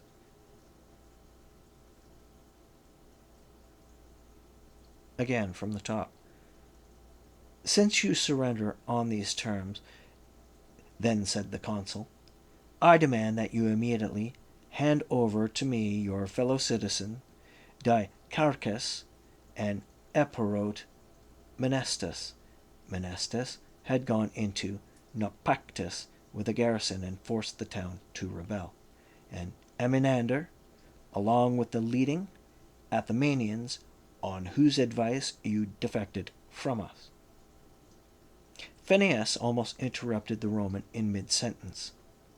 "What we did was surrender, not put ourselves in slavery," he said, "and I am sure you mistake in giving us orders not in accord with Greek convention arises simply from your unfamiliarity with it." To which the consul replied, "Good God, I really do not much care what Aetolians consider is done in accordance with Greek convention. I am following Roman convention in asserting my authority over men who just now surrendered to me by their own decree, and who had earlier been defeated in war. So, if my order is not swiftly carried out, I shall have you clapped in irons." He ordered the lictors to bring chains and stand around the Aetolian delegation. With that, the bluster of Phineas and the other Aetolians was cut short, and they finally became aware of the predicament they were in. Phineas declared that he and the other Aetolians present knew that they were obliged to carry out Achillius's orders, but to ratify the conditions there had to be a meeting of the Aetolian council, and Quinctius immediately set out from Chalcis.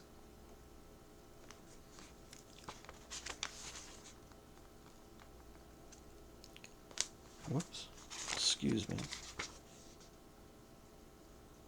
Again, picking up that from that sentence again, Phineas declared that he and the other Aetolians present knew that they were obliged to carry out Achillius's orders, but to ratify the conditions there had to be a meeting of the Aetolian council. And for that, he was requesting that Achillius grant him a 10-day truce. Flaccus interceded for the Aetolians. The truce was accorded, and the envoys returned to Hypata. In a meeting of the select committee called the Apocleti, Phineas gave an account of the orders they had received and the fate that had almost overtaken them. The Aetolian leaders lamented the situation in which they found themselves, but nonetheless voted to follow the victor's orders and to summon the Aetolian people from all their towns to a general assembly. 29. However, when the entire assembly convened and heard the same report, the severity of the commands and the humiliation they entailed made the Aetolians so indignant that, had they been at peace, the surge of anger they felt could have pushed them to war. Apart from their anger, there was also the problem of the conditions imposed on them, for how on earth could they possibly deliver Amenander? They were also, by chance, ordered some hope by the fact that Nicanor, coming from Antiochus at that very time, filled the Aetolian commons with the mistaken belief that a war of immense proportions was being set in motion on land and sea. Nicander had completed his mission, and returning to Aetolia, put in at Thalara on the Malian Gulf. 11 days after he had first embarked. From there he brought Antiochus money to Lamia, and he was later heading for Hypata with a retinue of light-armed men over paths which he knew, when, early in the evening, he stumbled upon the Macedonian outpost in the countryside between the Macedonian and Roman camps.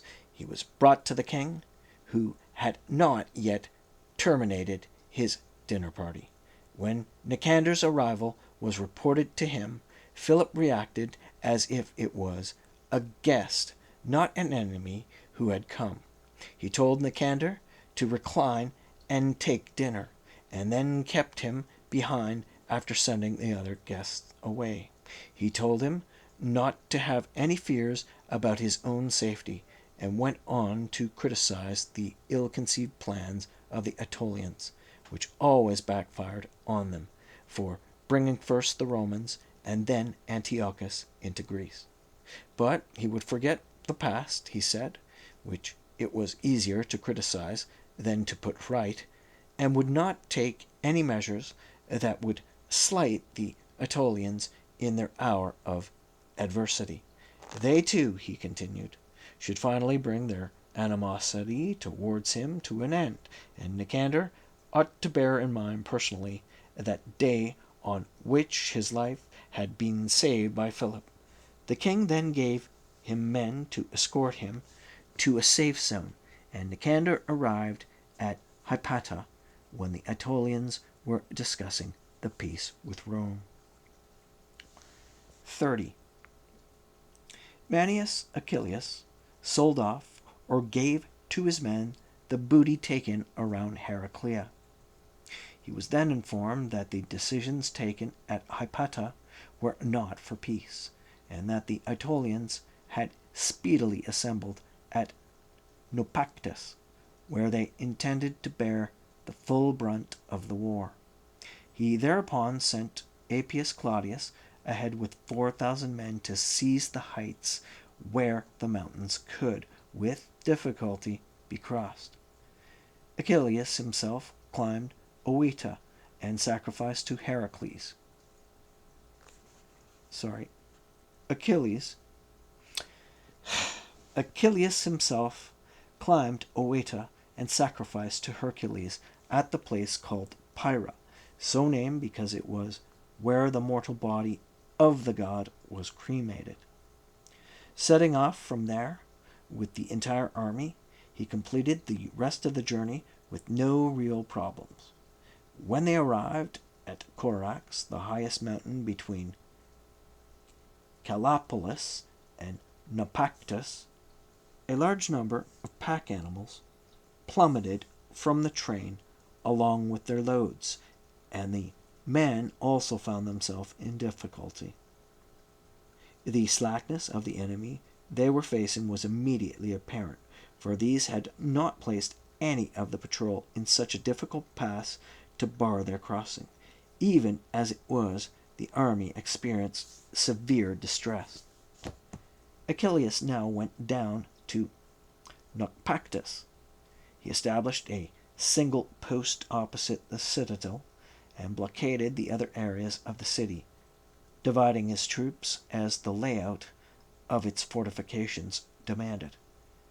And besieging this town required as much effort and exertion as had the siege of Heraclea.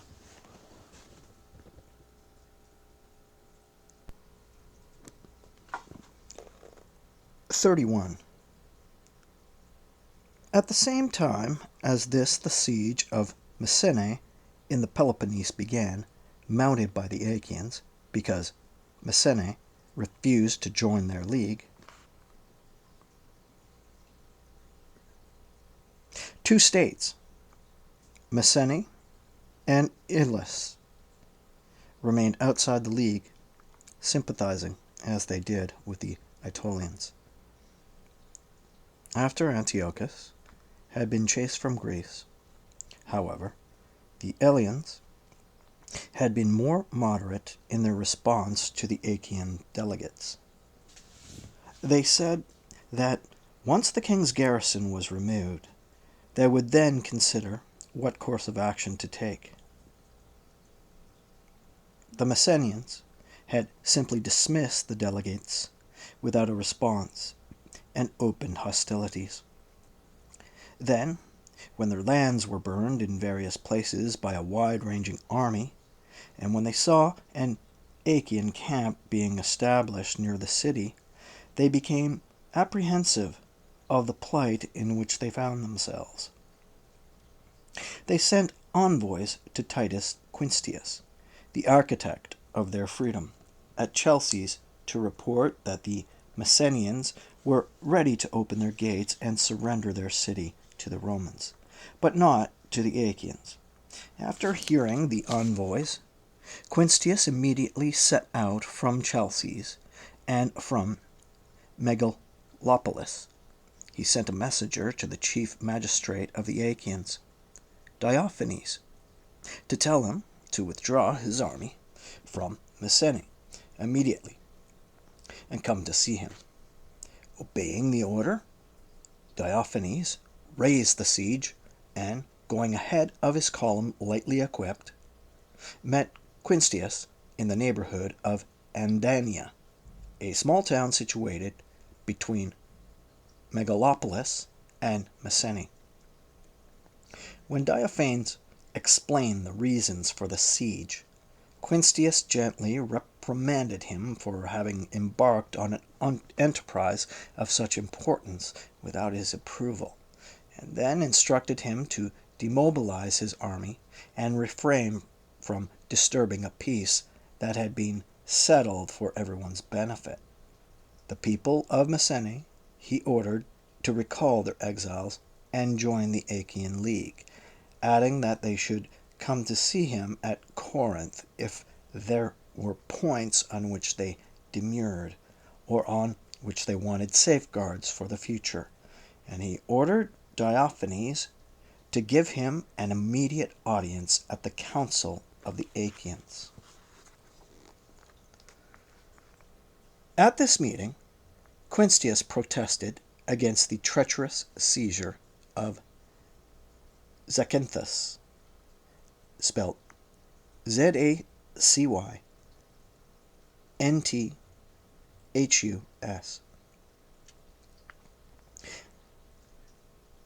At this meeting, Quinctius protested against the treacherous seizure of Zacynthus,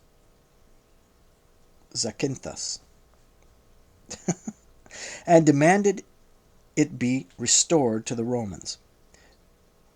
Zacynthus had belonged to Philip of Macedon, and Philip had ceded it to Amminander as an inducement to let him take his army through Athymania to the upper reaches of Aetolia. The expedition that broke the spirit of the Aetolians and forced them to sue for peace. Oh, excuse me. I made a mistake here on the sentence structure.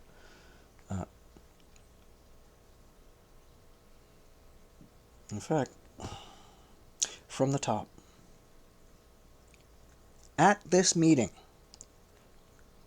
Quinctius protested against the treacherous seizure of Zacynthus and demanded it be restored to the Romans. Period. Zacynthus had belonged to Philip of Macedon, and Philip had ceded it to Amynander as an inducement to let him take his army through Athymania to the upper reaches of Aetolia. The expedition that broke the spirit of the Aetolians and forced them to sue for peace. Period. Amynander put Philip of Megalopolis in charge of the island, but later, when Amynander joined forces with Antiochus against the Romans, he recalled Philip to serve in the war and sent Heracles of Agrigentum to succeed him. 32. After Antiochus fled from Thermopylae, and Amynander was driven from Athymania by Philip, Hierocles, on his own initiative, sent messengers to Diophanes, praetor of the Achaeans, and made a financial settlement with him by which he ceded the island to the Achaeans.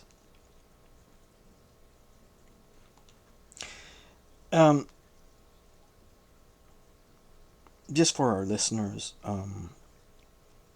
info, I've been pronouncing this name Achaeans. I suppose the usual pronunciation that people are often familiar with is Achaeans. Achaeans. Okay, just so you know who we've been talking about here. The Romans believed that it was rightly theirs as a prize of war, for, they said, it was not for the benefit of Diophanes and the Achaeans, or Achaeans, that the consul Manius Achilles and the Roman legions had fought at Thermopylae. In response, Diophanes at one moment tried to justify himself and his people, and at the next to discuss the legality of the transaction. A number of the Achaeans declared that they had objected to the business from the beginning, and they now reproached their praetor for his intransience.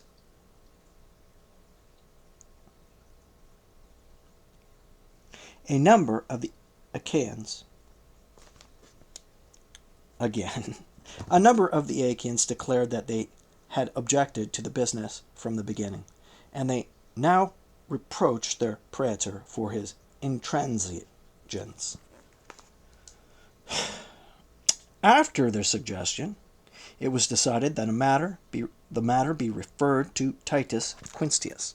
Quinctius was hard on people who opposed him, but if one deferred to him, he was also easily appeased. His voice and his expression softening, he said, "If I considered the possession of this island to be in the interest of the Achaeans, I would recommend to the Senate and people of Rome that they allow you to keep it. But you are like the tortoise. When she is completely withdrawn into her shell, I can see that she is secure against all attacks, but when she puts forth some of her limbs, whatever she has exposed is vulnerable and weak. Similarly, you men of Achaia, enclosed as you are on all sides by the sea, can easily annex all that lies within the bounds of the Peloponnese, and easily protect it once it is annexed. But once greed for further acquisitions makes you overstep those bounds, you will find that everything outside them is unprotected and exposed to all manner of attack." The entire meeting agreed with him, and since Diophanes did not dare continue his opposition, Zacynthus was ceded to the Romans. 33. About the same time the consul was setting out for Naupactus, And Philip asked him if he wished the king to recover in the meantime the cities which had abandoned the Roman alliance. Again, about the same time the council was setting out for Naupactus, and Philip asked him if he wished the king to recover in the meantime the cities which had abandoned the Roman alliance. Okay, again.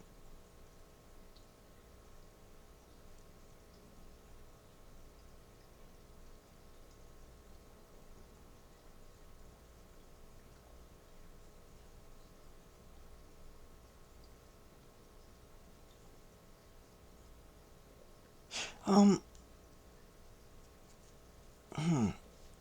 I'm not sure what to make of this sentence. I'm going to read it again, word for word, and we'll leave it at that. I believe I know what it means, but I'm not sure I don't know, the structure is different. Okay, listen again. About the same time the consul was setting out for Naupactus, comma, and Philip asked him if he wished the king to recover in the meantime the cities which had abandoned the Roman alliance, period? What? Okay. When the consul agreed to this, Philip moved his forces ahead to Demetrius, well aware of the chaotic situation in the town at the time. The people had lost all hope. They could see they had been abandoned by Antiochus, and that they had nothing to hope for from the Aetolians, and day and night they were awaiting the arrival of their enemy, Philip, or the Romans, even more implacable foes, inasmuch as their anger was more justified. There was in Demetrius an unruly group of Antiochus's soldiers. At first, just a few had been left in the garrison, but their numbers grew as men were brought there in flight after the defeat. These were mostly without weapons and had neither the strength nor the spirit to face a siege. And men were therefore sent ahead by Philip, and because these indicated that the soldiers could hope for mercy, the response of Antiochus's men was that the gates were open to the king. When Philip first entered, a number of the leading citizens left the city, and Eurylochus committed suicide.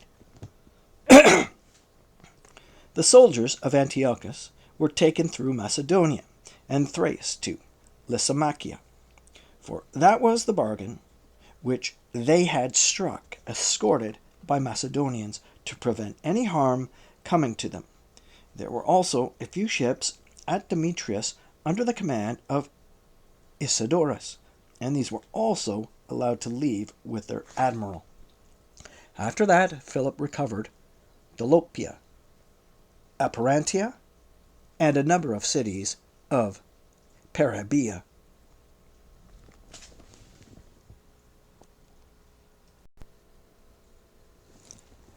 (34) While Philip was involved in this, Titus Quinctius left the Achaean council after gaining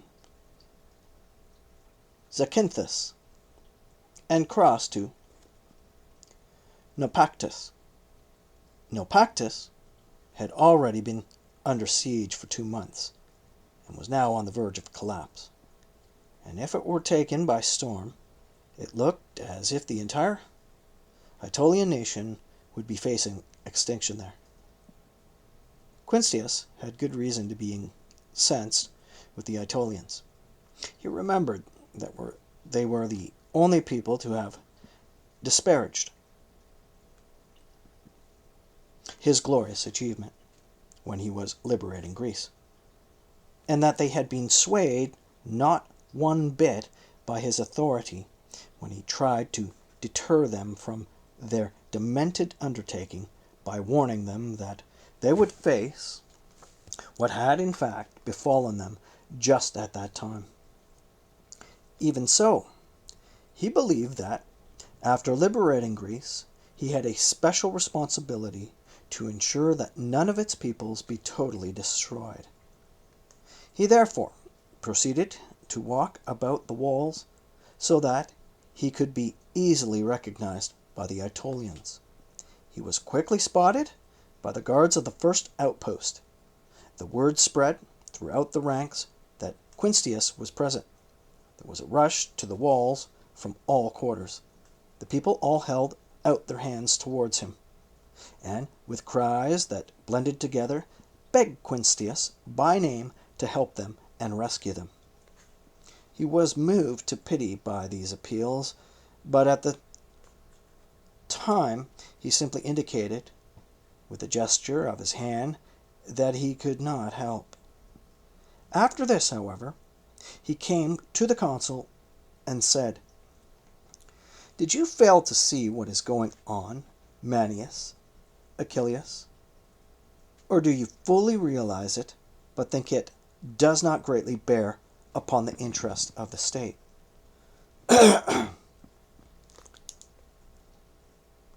He had piqued the curiosity of the consul, who replied, "Why not explain what you mean?"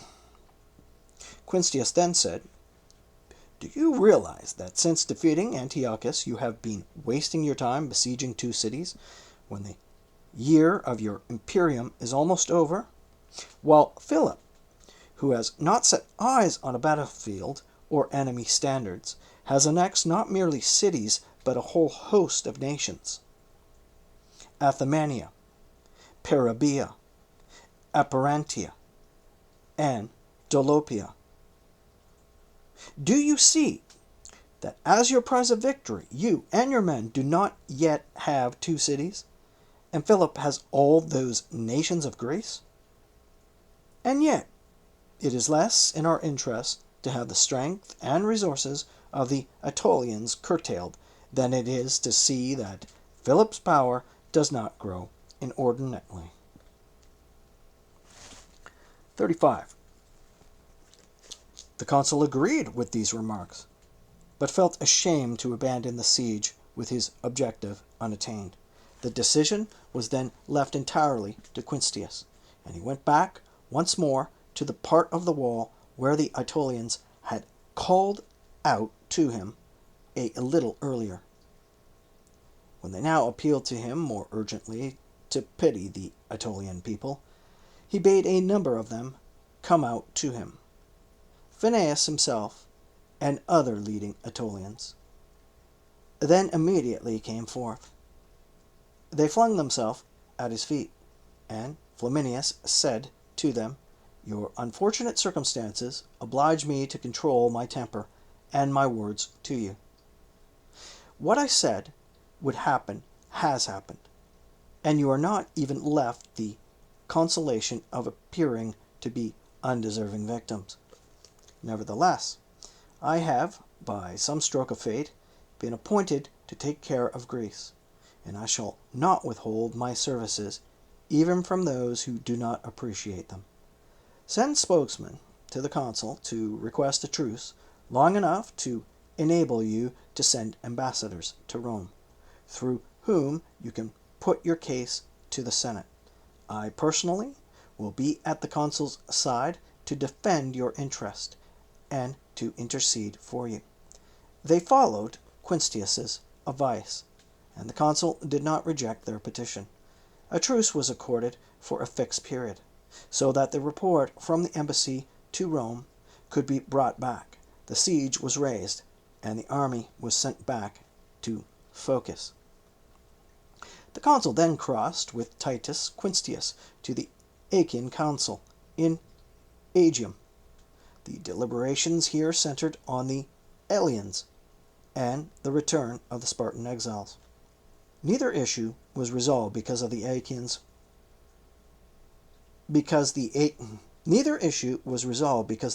wish the case of the exiles shelved until they could win the credit for it, while the Eleans preferred their induction into the Achaean lead to be their own responsibility rather than effected through Roman mediation.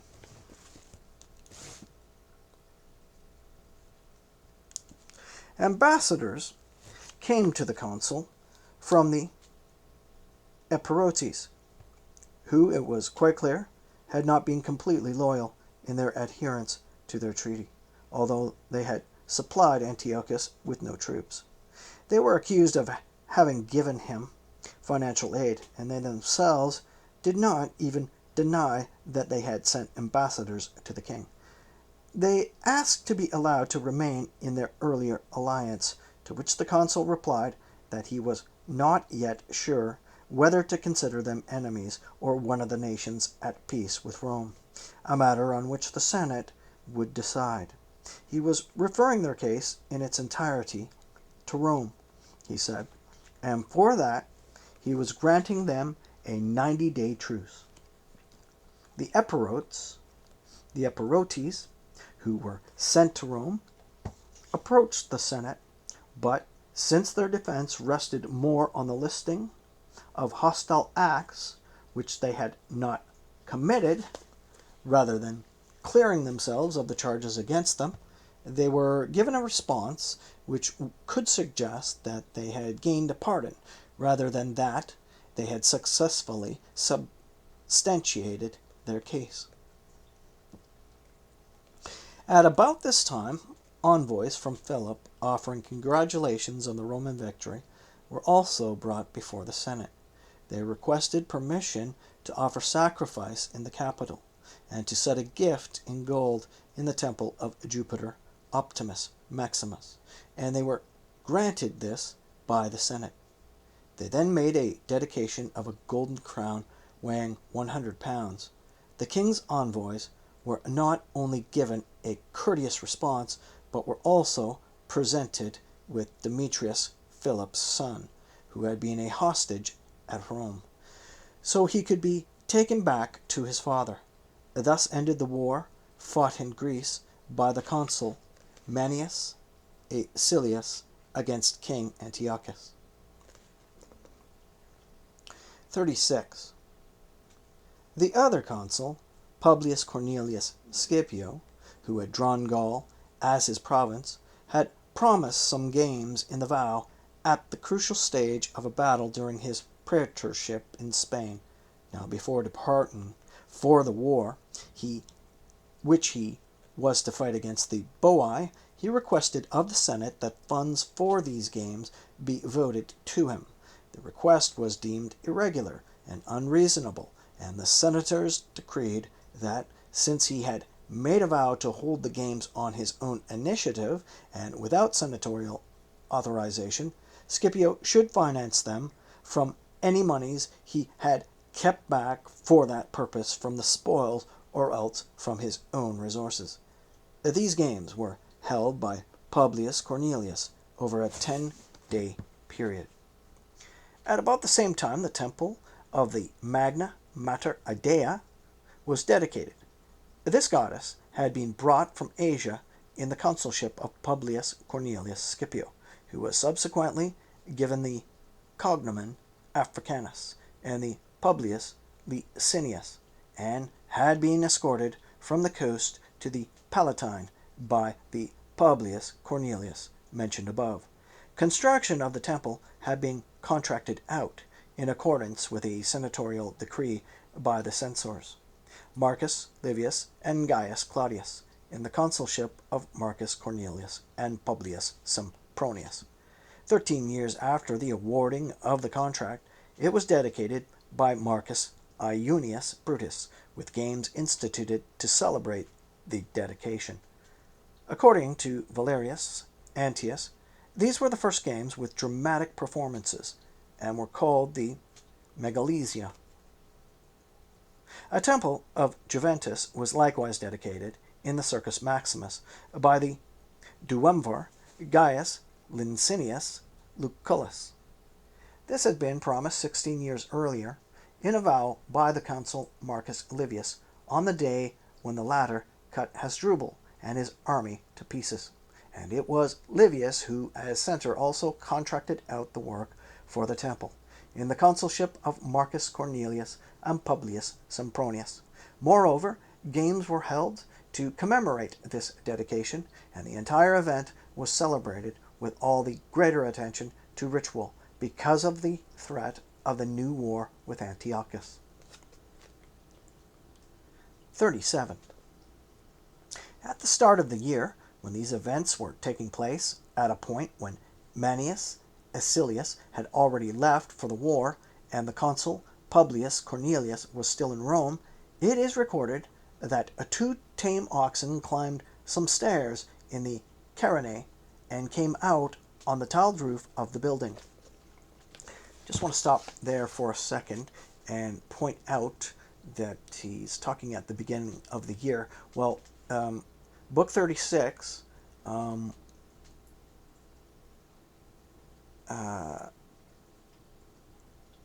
according to this translation, claims to be describing events of 191 BC.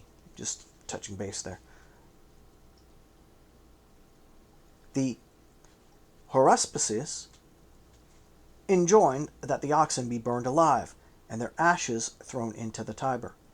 There were reports of stones having fallen as rain on a number of occasions at Terracina and Amiternum, of the temple of Jupiter and shops around the Forum, having been struck by lightning at Minturnae, and of two ships consumed by fire after being lightning struck in the river mouth of Volturnum. In view of these prodigies, the Decemvirs consulted the Sibylline books on a directive from the Senate, and reported that a fast should be instituted in honor of Ceres, to be held at 5-year intervals. They further prescribed a 9-day period of sacrifice and 1 day of public prayer, with garlands worn for the prayers, and directed that the consul Publius Cornelius sacrifice to such gods, and with such animals as the Decemvirs should stipulate. Now that the gods had been placated by the appropriate fulfillment of vows, as well as by the expiation of the prodigies, the consul left for his province. Here he gave instructions to the proconsul, Gnaeus Domitius, to demobilize his army, leave the province, and return to Rome. He himself took his legions into the territory of the Boii. 38. About the same time the Ligurians raised an army under their sacred law, and launched a surprise attack at night on the camp of the proconsul Quintus Minucius. Minucius kept his men within the rampart until daybreak, drawn up, ready for battle, determined not to let the enemy cross his fortifications at any point. At dawn, he made a simultaneous counterattack through 2 of the camp gates. The Ligurians were not routed at the first charge, as he had hoped, and for more than 2 hours they kept the outcome of the battle in doubt.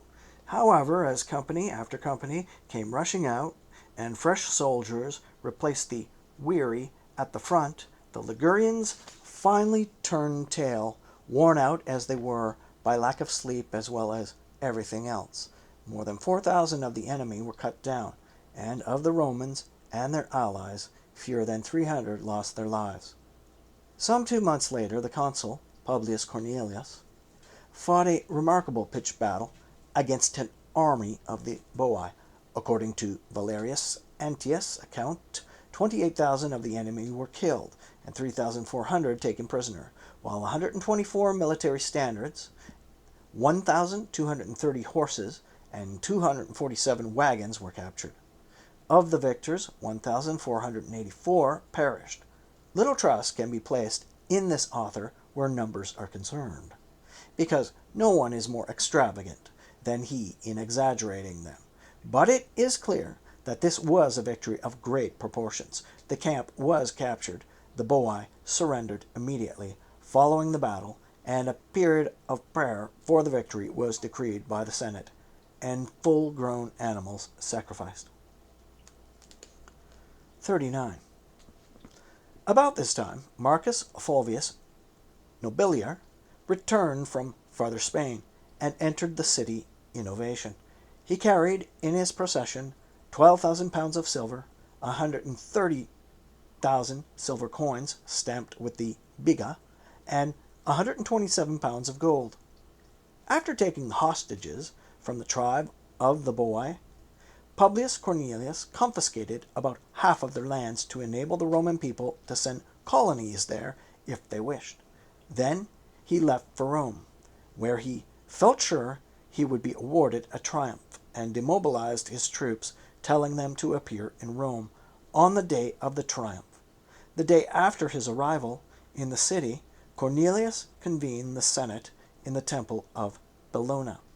He gave an account of his achievements and requested permission to ride into the city in triumph. The tribune, Publius Sempronius Blazus, was of the opinion that Scipio should not be refused the honor of a triumph, but that it should be deferred.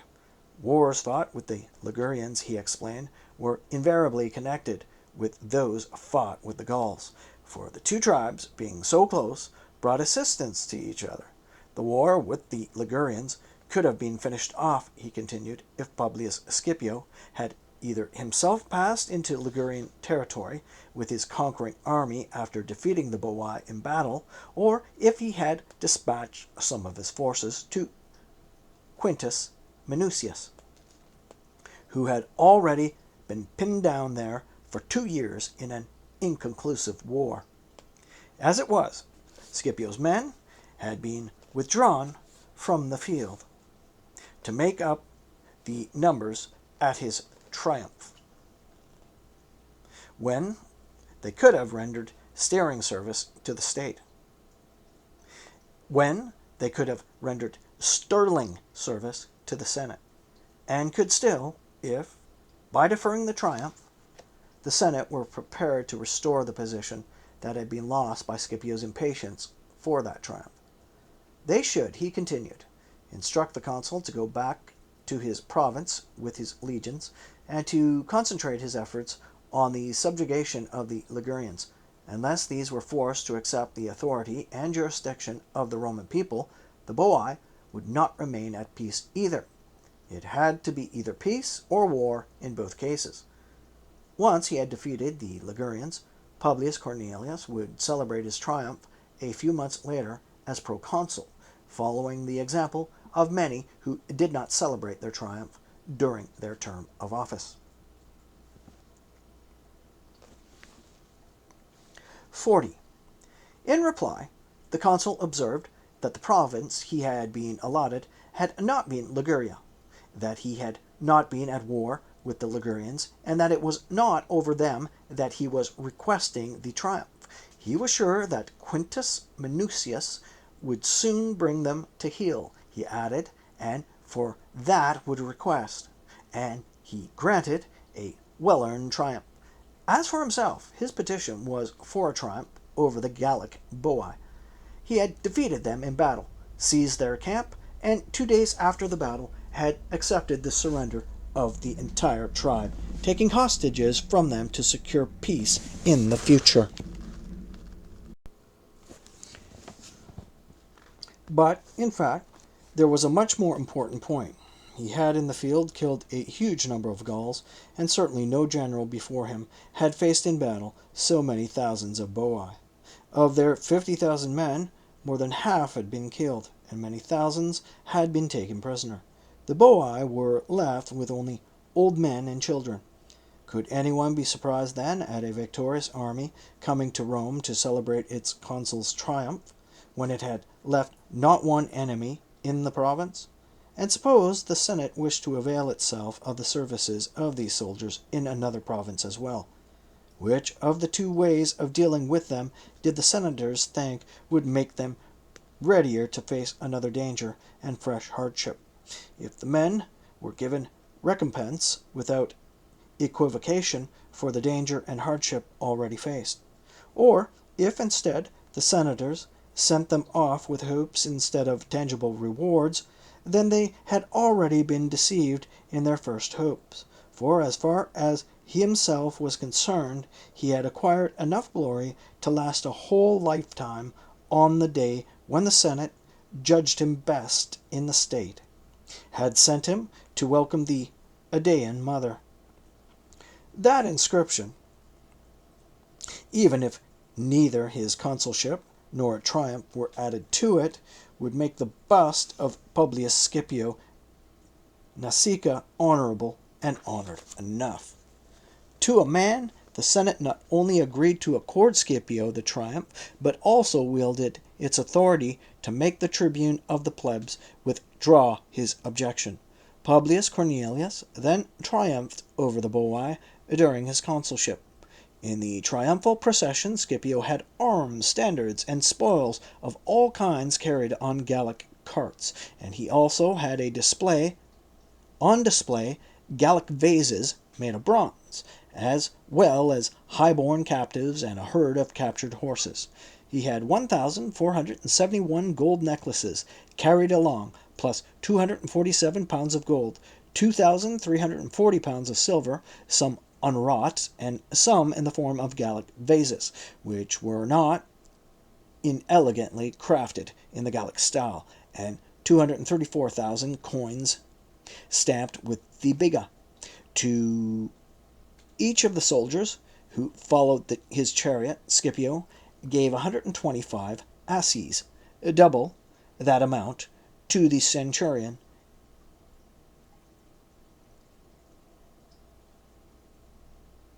and triple to the cavalryman.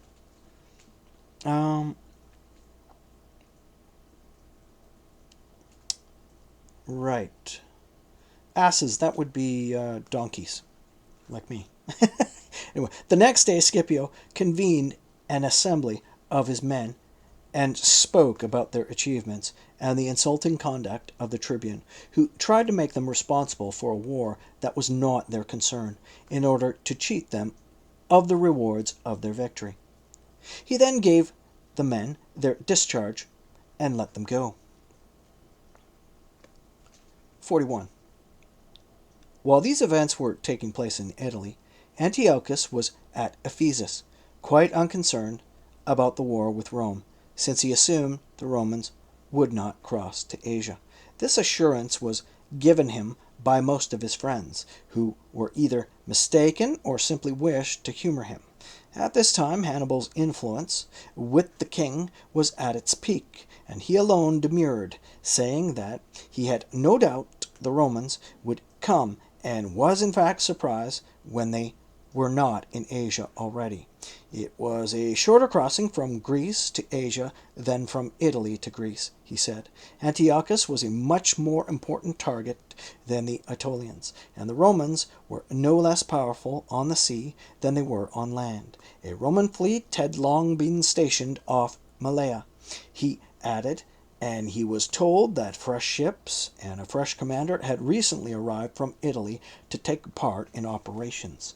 Antiochus should therefore abandon any illusions he might have of peace for himself. He would shortly have to fight the Romans on land and sea, and do so in Asia and for Asia itself. And he must either wrest power from them as they aimed at worldwide dominion, or else lose his own kingdom. Hannibal alone seemed to have clear foresight and to give honest warnings of what was to come. And so the king made for the Chersonese in person, with such ships as were ready and fitted out, in order to secure the area with garrisons in case the Romans came overland. He ordered Polyxenidas to fit out and launch the rest of the fleet, and sent spy vessels around the islands to conduct a thorough reconnaissance. 42. The commander of the Roman fleet, Gaius Livius, set off from Rome with 50 decked ships for Naples, for this was the rallying point he had designated for the open-deck ships, which the Allies on the coastline were obliged to provide by the terms of their treaty. He then made for Sicily. He went through the Strait Pass Messana, took charge of 6 Carthaginian ships that had been sent to reinforce him, and requisitioned from Rhegium and Locre, and other allies of the same treaty, standing the ships due from them. Then, after a purification ceremony for the fleet at Licinium, he put out to sea. Arriving at Corcyra, his first port of call among the Greek states, Livius made inquiries about the progress of the war, for peace had not been established everywhere, and the location of the Roman fleet. On being told that the consul and the king were dug in at the pass of Thermopylae, and that the fleet was riding at anchor in Piraeus, he felt he should, given the whole situation, take speedy action, and he immediately set sail for the Peloponnese. He straightway laid waste, same as Zacynthus, because they had chosen to side with the Aetolians. Then made for Malea, and a few days after,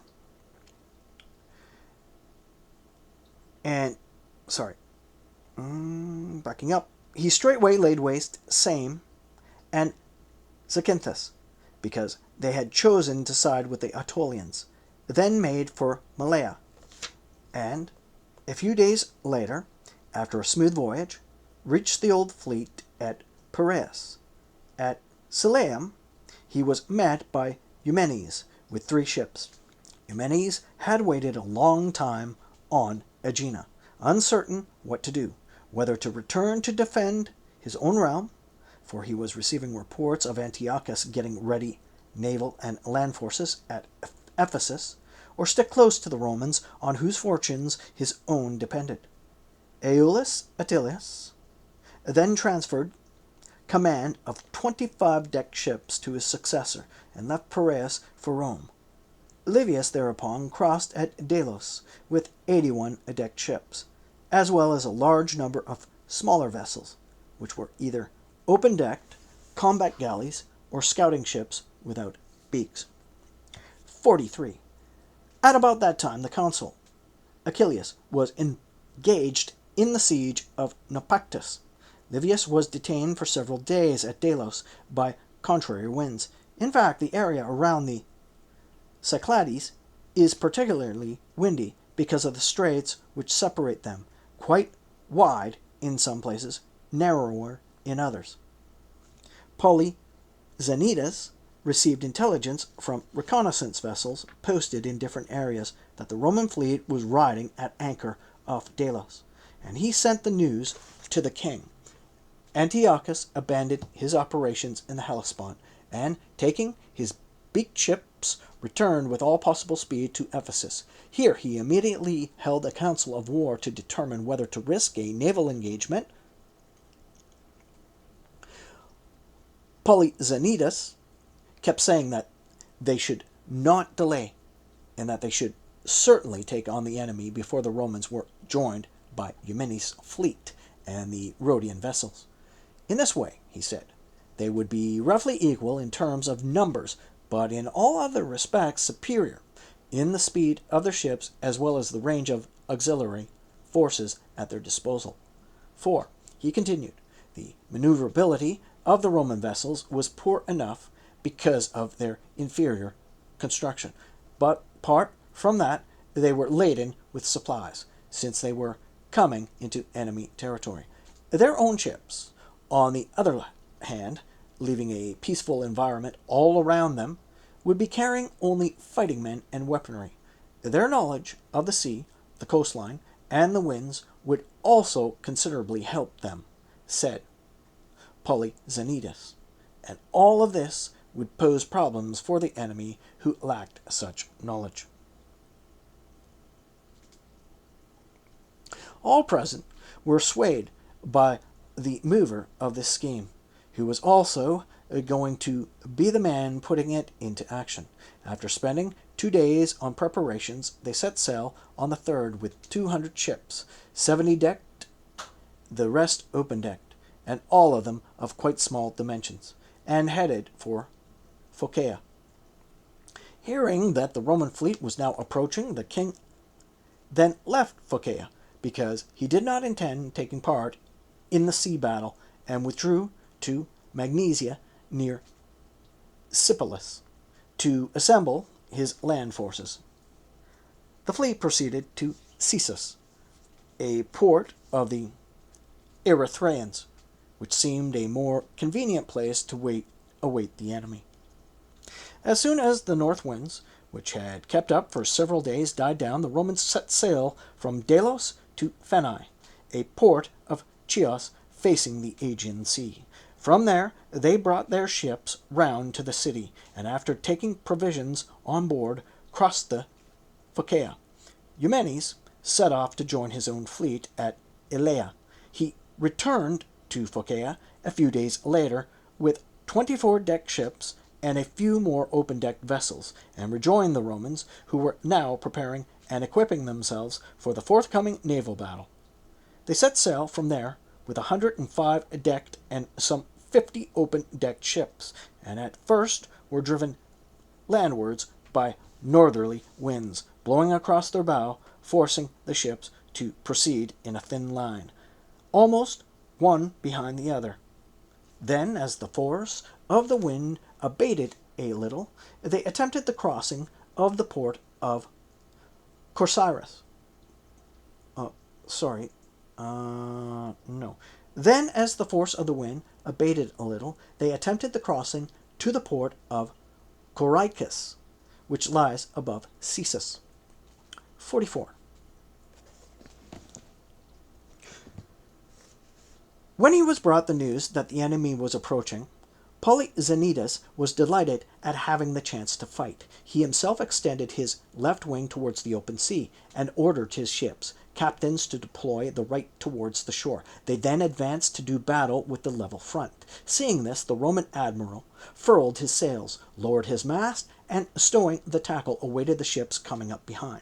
There were now about 30 ships in his front line to make it extend as far as the enemy's left wing. He put up the foresails and proceeded towards the open sea, ordering those following behind to turn their prows towards the enemy right wing close to the shore. Eumenes was bringing up the rear, but as soon as the scramble to stow the tackle began, he also brought up his ships with as such speed as he could. Now they were visible to all the enemy. 2 Punic ships were riding ahead of the Roman fleet, and these were met by 3 of the king's vessels. Because of the disparity in numbers, 2 of the king's craft closed in on one of the Carthaginians. First, they sheared off their oars on both sides, and then armed men climbed aboard, threw off and killed the defenders, and captured the vessels. The ship, which had been fighting on equal terms, saw that the other had been captured, and beat a retreat back to the fleet before she could be surrounded by 3 at once. Livius was furiously angry and headed into the enemy with a flagship. The 2 ships, which had beset the single Carthaginian craft, now bore down on them, hoping to repeat this success. Livius ordered the rowers to set their oars in the water on both sides, to stabilize the ship, and to hurl grappling irons onto the oncoming enemy vessels. Then, when they had thus created conditions similar to the land battle, he bade them remember Roman courage and not to consider the king's serfs as men.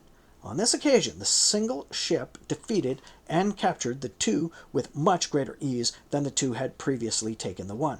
By now the fleets had engaged in all sectors, and the battle raged everywhere as the ships became mired with each other. Eumenes had been the last to arrive, at a point when the battle had started, and when he saw the enemy left wing reduced to confusion by Livius, he himself attacked the right, where the struggle was evenly matched. 45. Not much later, the flight began, starting on the left flank, for Polyxenidas, seeing that he was unquestionably outclassed as regards the valor of the fighting man, raised his foresails and proceeded with a headlong flight, and soon those who had engaged with Eumenes close to the shore did the same. The Romans and Eumenes made a determined pursuit as long as the rowers were able to keep going, and they could hope to harass the vessels at the rear. But they could see that the enemy ships swifter because they were lighter.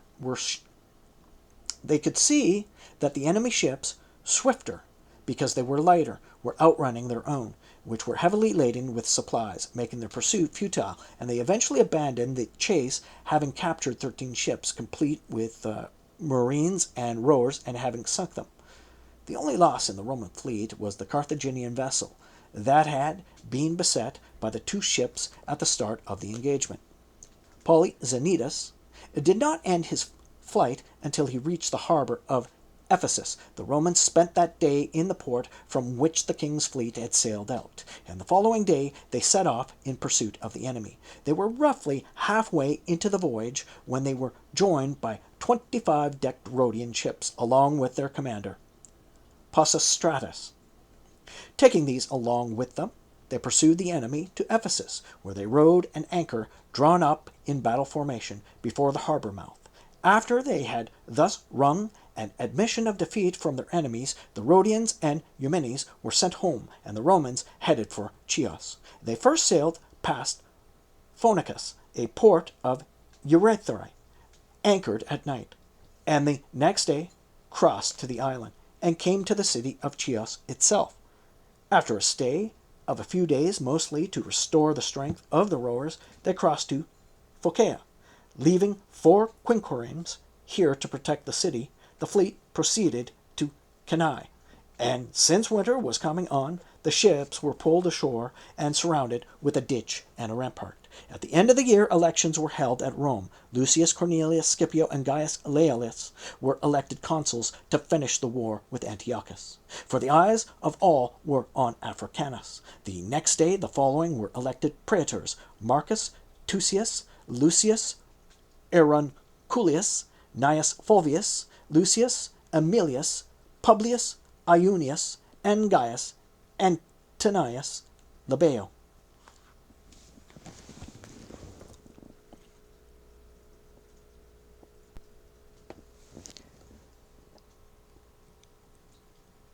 End of Book 36.